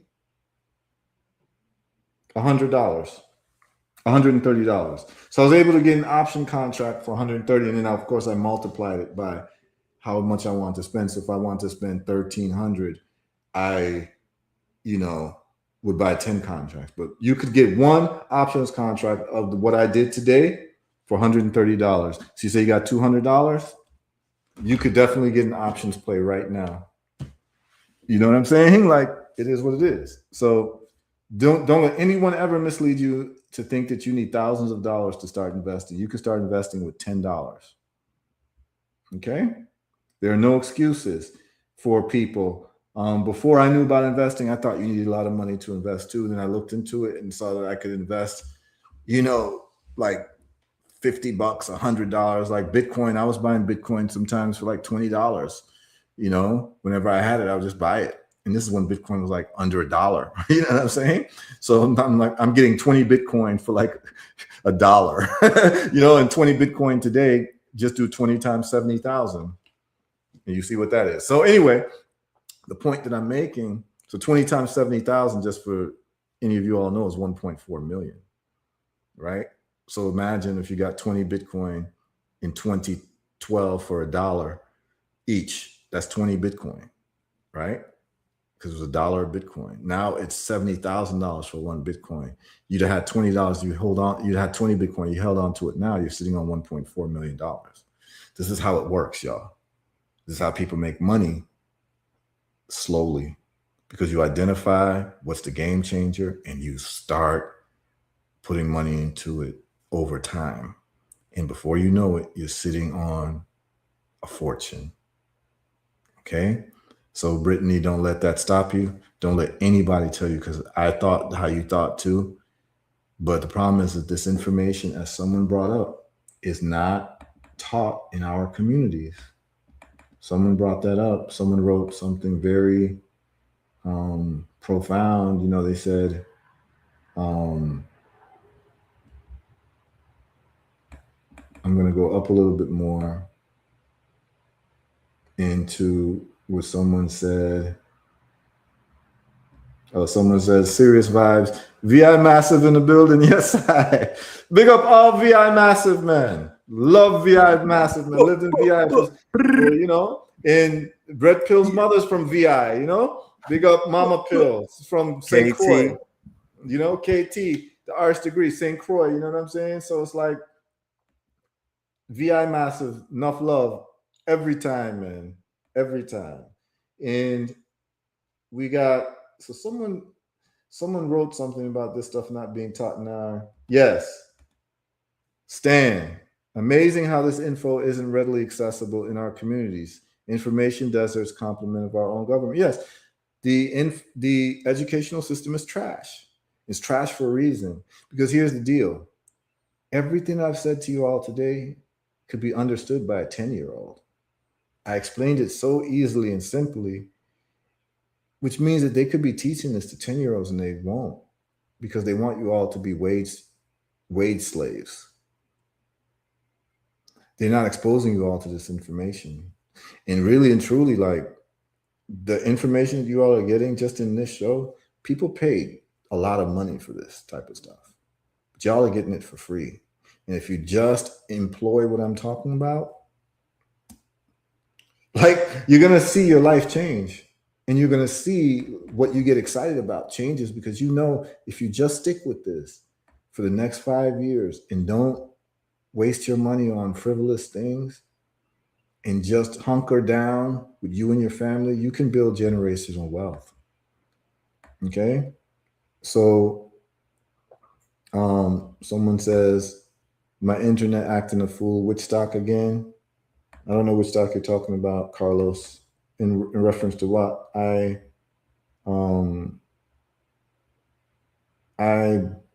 referenced a bunch of stocks, so I don't know which one you're talking about, Carlos. You can just type in which stock that you thought I was referring to. I referred to SanDisk. I referred to MU. So I'm going to tell you all right now the stocks that I am dollar cost averaging into. Let me give that to y'all. And this is just love, you know what I'm saying? I'm just giving y'all this out of love because I want to see everybody make money, man. And like I said, in our communities, and like what Stan said, in our communities, this information is not told. We're told to focus on, the option made today. No, so I did not post. I have not posted it yet. And out of respect for my subscribers, I'm not stating publicly the option that I made. I will talk about that option I made next week. It's because I have people paying for a subscription and they are supposed to get the precedence over other people, right? Because they're supposed to get priority. So I'm going to make sure that they get the information first, and then I will talk about it. Okay. But if you want that information, just subscribe. You can do a weekly subscription or a monthly or a yearly, and you'll get it directly sent to your email, like the notice right away, because I'm about to post it. But I'm going to tell you all the stocks that I am dollar cost averaging into, which means that every week money's taken from my bank account to purchase the stock, irrespective of the price. That is SanDisk. That is MU. That is WDC, which is Western Digital. STX, HUT, HUT. Those are 1, 2, 3, 4, 5. I think there's one more. I think it's NBIS as well. Okay. Those are the ones that you want to look at very seriously in terms of dollar cost averaging, and then do it religiously. And in 5 years, you can thank me. Thank me in 5 years, y'all. All right. So that's what it is. That's where we're at right now. So I'll say it again. SNDK, which is SanDisk. MU, which is, I believe MU is micro. MU is Micron Technologies, MU, and WDC, STX, HUT. So that's where we are at with it, y'all. And we'll analyze this more next week. And it doesn't stop. It goes on and on till the break of dawn. And here's the beautiful thing about this. When you get this stuff figured out, man, you all can you can live anywhere in the world. Because you have independent wealth. And you want to really get to like $10 million. Once you got $10 million in your portfolio, you have what you call FU money. No one can cancel you. No one can take away your stocks. No one can fire you. You can say what you want. You can do what you want. That's why I do what I want. I say what I want. Like someone say, "Oh, Heru, like you can't say that. They're going to cancel you." And I'm laughing. I was like, cancel me from what? From what? What are you going to cancel me from? I don't rely on other people to pay me. I don't rely on a boss or a job or I'm free. I'm financially free, so I don't have to like kiss anyone's ass or hold my tongue. I say what I want. I say what I feel when I want. And this is freedom, and this is where everyone should be. And the only reason you can do this is if you have FU money. And FU money means that you have cash flow through businesses, that you're taking a percentage of your cash flow through your businesses, or even if you have a 9 to 5, you just suck it up for a moment in time, like the guy Stephen Mark Ryan. And before you know it, all that 9 to 5 income that you got, you put it into dollar cost averaging into some great companies. And before you know it, you're sitting on $60 million. And that's what he's sitting on. All of us can do it, but all of us are not going to have the discipline. So those of us who have the discipline, I welcome you to a whole new reality. And those of you who don't have the discipline, keep dealing with the status quo of being mediocre.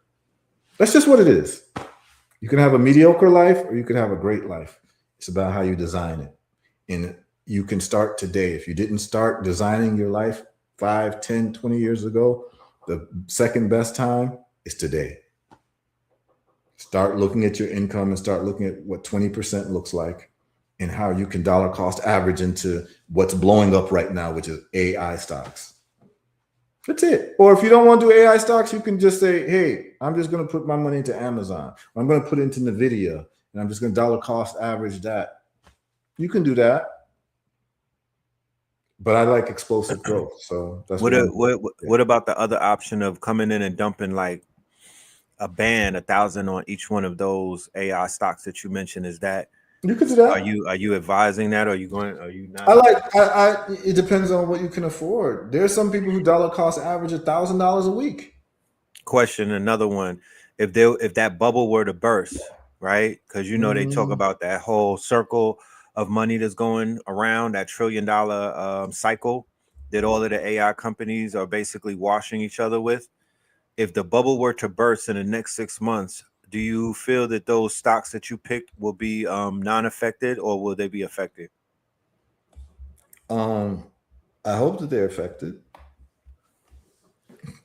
Why do you think I wish they're affected? I mean, you're betting on them, correct? Yeah, I hope that the price goes down. So you could buy up more. Clearance sale. Let's go. Because you've been taking your profit off the top, correct? No, I don't take profit. I don't sell. Okay. What I'm saying is, if I have the understanding of looking to the future, that I know that AI is more efficient than technology that exists today and is cheaper. Yeah. According to game theory, this is going to be more transformative than the automobile coming into the world of horse and buggies. This is more transformative than Google coming into the world of information, where you used to have to go to libraries to get information, and now you can get it at your fingertips. It's cheaper and it's more efficient. Remember, cheaper and more efficient and more convenient always wins. That's so right. Once you identify those three things, that's why I knew Tesla was going to take off, because electric cars are cheaper, more convenient, and more efficient. If you qualify those three things, AI is far cheaper and more efficient than even the electric vehicle was to the internal combustion vehicle, even more than an automobile was to a horse and buggy. It's leaps and bounds more efficient than anything that we've ever seen. So what that means is that when I pick the top companies within this particular ball of investing, I know that AI is going to take off. So I'm picking the top companies. So if there is some market crash, I am happy because I'm going to buy more. Wouldn't you have loved to be around when Amazon crashed? I would have loved it. Or when yes. Google crashed and you were able to buy more Google stock? Or when Bitcoin crashed from $1,000 to $10 or something, and now because you already know that Bitcoin is transformative, what did you do? You just bought more Bitcoin at $10. Right, clearance sale. It's a clearance sale. So what you're saying to me, because remember, we've heard about the dot-com bubble. The dot-com bubble happened where there were companies that crashed, but the real good ones and the ones that were the leaders, their price just got depressed, but it went back up. Google did not go out of business. Nope. Amazon did not go out of business. This is all part of the dot-com era. You have what they call the FANG companies: Facebook, Apple, Amazon, Nvidia, Netflix. Yes, those are the FANG companies. Google. They're all internet-based companies. Dot-com bubble did happen. AI bubble did happen. And I can't wait. Right. And I want to add on that the dot-com bubble started not because it was before the freemium business model. If people don't remember, you had to pay to be on the internet. It was not free. They did not have the freemium model. The freemium model is you get on for free and we pay and we make money off of your eyeballs. We make money off of advertising and things of that nature. And henceforth, why companies that allow you to participate for free are valued in trillions of dollars, okay? Because they've been able to change the business model. It used to cost money to be on internet 1.0. And that's what it was, the dial-up era, right? And that shit crashed. There was a huge correction. The business model was not sustainable and they switched it. And here we are now. And we're about to go into Web 3.0. We're about to change. It's about to change again. Okay, so we're in the midst of that. But yeah, man. Yeah, I mean, this is what's going on. So Do not let anyone scare you about no bubble. We've seen bubbles before, the real estate bubble, this and that bubble, but only thing you need to know is this particular technology making things cheaper, easier, more efficient, and more convenient? And if the answer is yes, that was the answer for the automobile versus the buggy. That's the answer for the train versus, horse-driven carriages. And what do they call those things that they used to ride in the Wild Wild West? They had like a little hoop around it, wagons, whatever The they call that. wagons, yeah, those Horse-drawn wagons wagoneers, and all horse-drawn that. Yeah. wagons, yeah, Yes, the exactly. wagoneers. That was the version of a train. Right. But the train came, and the train is more efficient, Steam it's engine cheaper, it's knocked more it out. convenient. You see what I'm saying? So here's the thing. What did Google do? Like, Google's one of the biggest companies in the world. What did Google do? It made access to information easier, because before Google, how did you get information? You had to walk your ass to the library. Google allowed you to have a library on your phone and your computer where you no longer had to go to the library, and you could search quickly and find information out. Before Google, you had to go to the library to get information. Google made it a technological reality of getting information a lot quicker, so Google grew. So the point that I'm making is that when you identify a disruptor, a technological disruptor, you find the leaders and you dollar cost average into them. Right now, there is no bigger technological disruptor in the history of humanity than technology that can teach itself and learn without human intervention. That's what AI is. So when you have AI now, guess what I have? I have the top lawyers in the world working for me. I have the top doctors in the world working for me, the top scientists in the world working for me. I have the top engineers in the world working for me through AI. And it's virtually free. Okay? Mm-hmm. So what I'm trying to tell you all is that there's never been such a great leap in disruption as we're going to find with AI. And because of that, I know that if I pick the leaders, just like the person, Coca-Cola disrupted the beverage industry. The people who invest in Coca-Cola made a lot of money. Anything that's disrupting an industry or the way of life that we're living, and it is more efficient, it's cheaper, it's more convenient, what's going to happen is that's going to overtake the market. And if you identify it early, and AI is still early, so every single AI company to me is like an IPO. So what I'm doing is I'm dollar cost averaging into an IPO. And if you just have this mentality and just keep going, in 5 years at just doing $300 a month, we just showed you all earlier with Brother Anthony, if he would have invested in Tesla for the first 5 years of Tesla, IPOing from 2010 to 2015, $300 a month, $3,600, he would have invested 5 years of that, which would have been about $18,000, I believe. That $18,000 today, if he didn't even invest any more from 2015 to 2026 and just kept the amount of shares that he had, would be worth $990,000 off of investing $18,000 divided in 5 years, which is $300 a month. This is very, very important for you all to understand.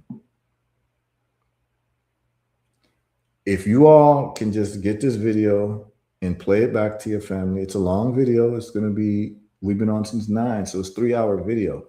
But this is what you're going to need to understand and recalibrate your mind. We touched on so many different topics. This show is only supposed to be an hour long. But because Red Pill came on a little bit later, I want to make sure his audience gets this information as well. The people who've been tuned on to me in Sankofa Radio since 9 a.m., I think Red Pill came in around 10:30. Y'all missed an hour and a half, so I tried to cover a lot of it. But you can catch this whole video on Red Pill's Patreon. Yes. For those of you who watch Red Pill, then you can catch it on the properties that I control as well. But the point is this. invest in your discipline.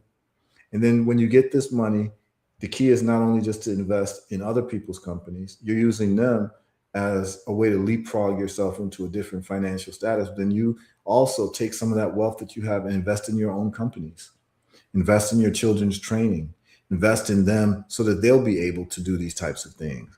Invest in your own businesses, invest in the businesses of your friends.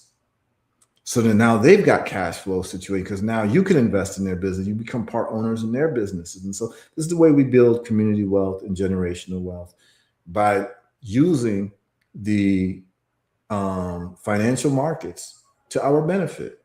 And so someone asked me, how can you invest in American stocks if Robinhood is not available internationally? You can use Interactive Brokers. And you can just actually do this on Google. If you live outside of America, you live in Canada, you live in Africa, you live in the Caribbean, you can buy American stocks and do the same thing I'm talking about through Interactive Brokers, or you can just do a Google search or ask ChatGPT. I live outside the United States. I'm not a U.S. resident or citizen. How can I buy American stocks? And they'll give you the list of the brokers, online brokers that you can register with. And the one that is known very well is called Interactive Brokers. So I hope I answered that question for y'all, okay? So that's what it is. That's where we are, man. On Monday, we will be doing autoimmune diseases, y'all. And on next week, we're going to look at some of these stocks that I picked, see how they turned out. Okay? Just in a week, we're going to see what happened. All right?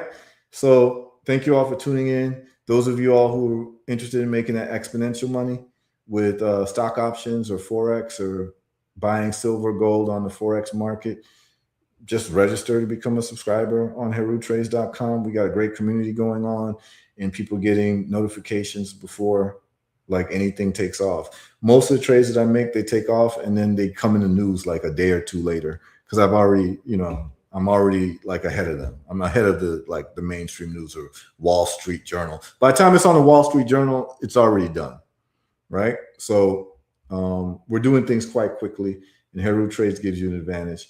And then if you're not going to do stock options and you just want to deal with the dollar cost averaging, just tune into the show every week. I'm always dropping gems, and I'm giving you receipts. So as the R&B singer Tyree said, "What more do you want from me?" Brother Red Pill, why don't you Twyla, I named the stocks already. So just go back into the tape, go back into the video when this is over, and you'll see I named them about 7 times. Yeah, he named about 5 of them. Yeah, and I did it like 7 times. So yes, just check it out. All right. Yeah, Red Pill, please close out the show. Family. Once again, classic, a stellar demonstration by one of the leading voices in Black wealth and finances, our good brother Heru Ofari Atta. He laid it out very plain and very understandable, understandable. This is a wealth blueprint, ladies and gentlemen. Let's not make things complicated within ourselves. Let's share this with our loved ones. Let's share this with brothers and sisters who are financially conscious in both our inner circles, our family, and our friends, and begin to have a thoughtful conversation about investment. Okay. The brother is laying out a blueprint, how you could allocate your funds to do what? Appreciate and not depreciate on a weekly basis. If you want to make cost by averages, or if you want to just dump a large amount on a stock, he's giving you the disruptor stocks. He's giving you a theory, a philosophy about disruption that basically has enough receipts to fill up a bank, right? The disruptors in society are the money makers. They are the ones to bet on. Google over Google over the library, email over quote unquote the mail, the post office, Netflix over blockbusters. Okay, very easy to understand. AI is that disruptor right now. We spend Tuesdays and multiple days out of the week explaining to you why it's a disruptor, what it is disrupting, how fast it's disrupting. So boom, here we go. And those are the stocks right there to copy that the brother mentioned earlier 7 different times. So tap into those and start your journey right now. Okay. And thank us later. Get back to us in 6 months. Let's follow up. Let's follow up, not on the internet. Let's follow up somewhere on a mango grove, somewhere on a beach, or somewhere on a resort, sipping matas and whatnot, and thanking one another for basically being proactive in our upliftment and our upgrade, because it is time for us to start shifting into celebration mode.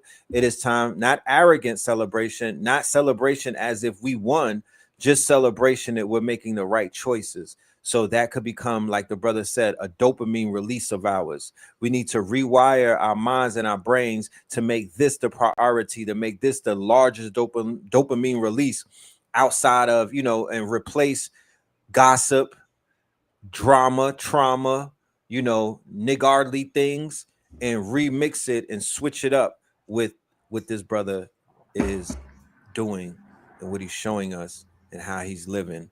So with that being said, ladies and gentlemen, it's another one, Wealth Results Wednesday. Shout out to Sankofa Radio.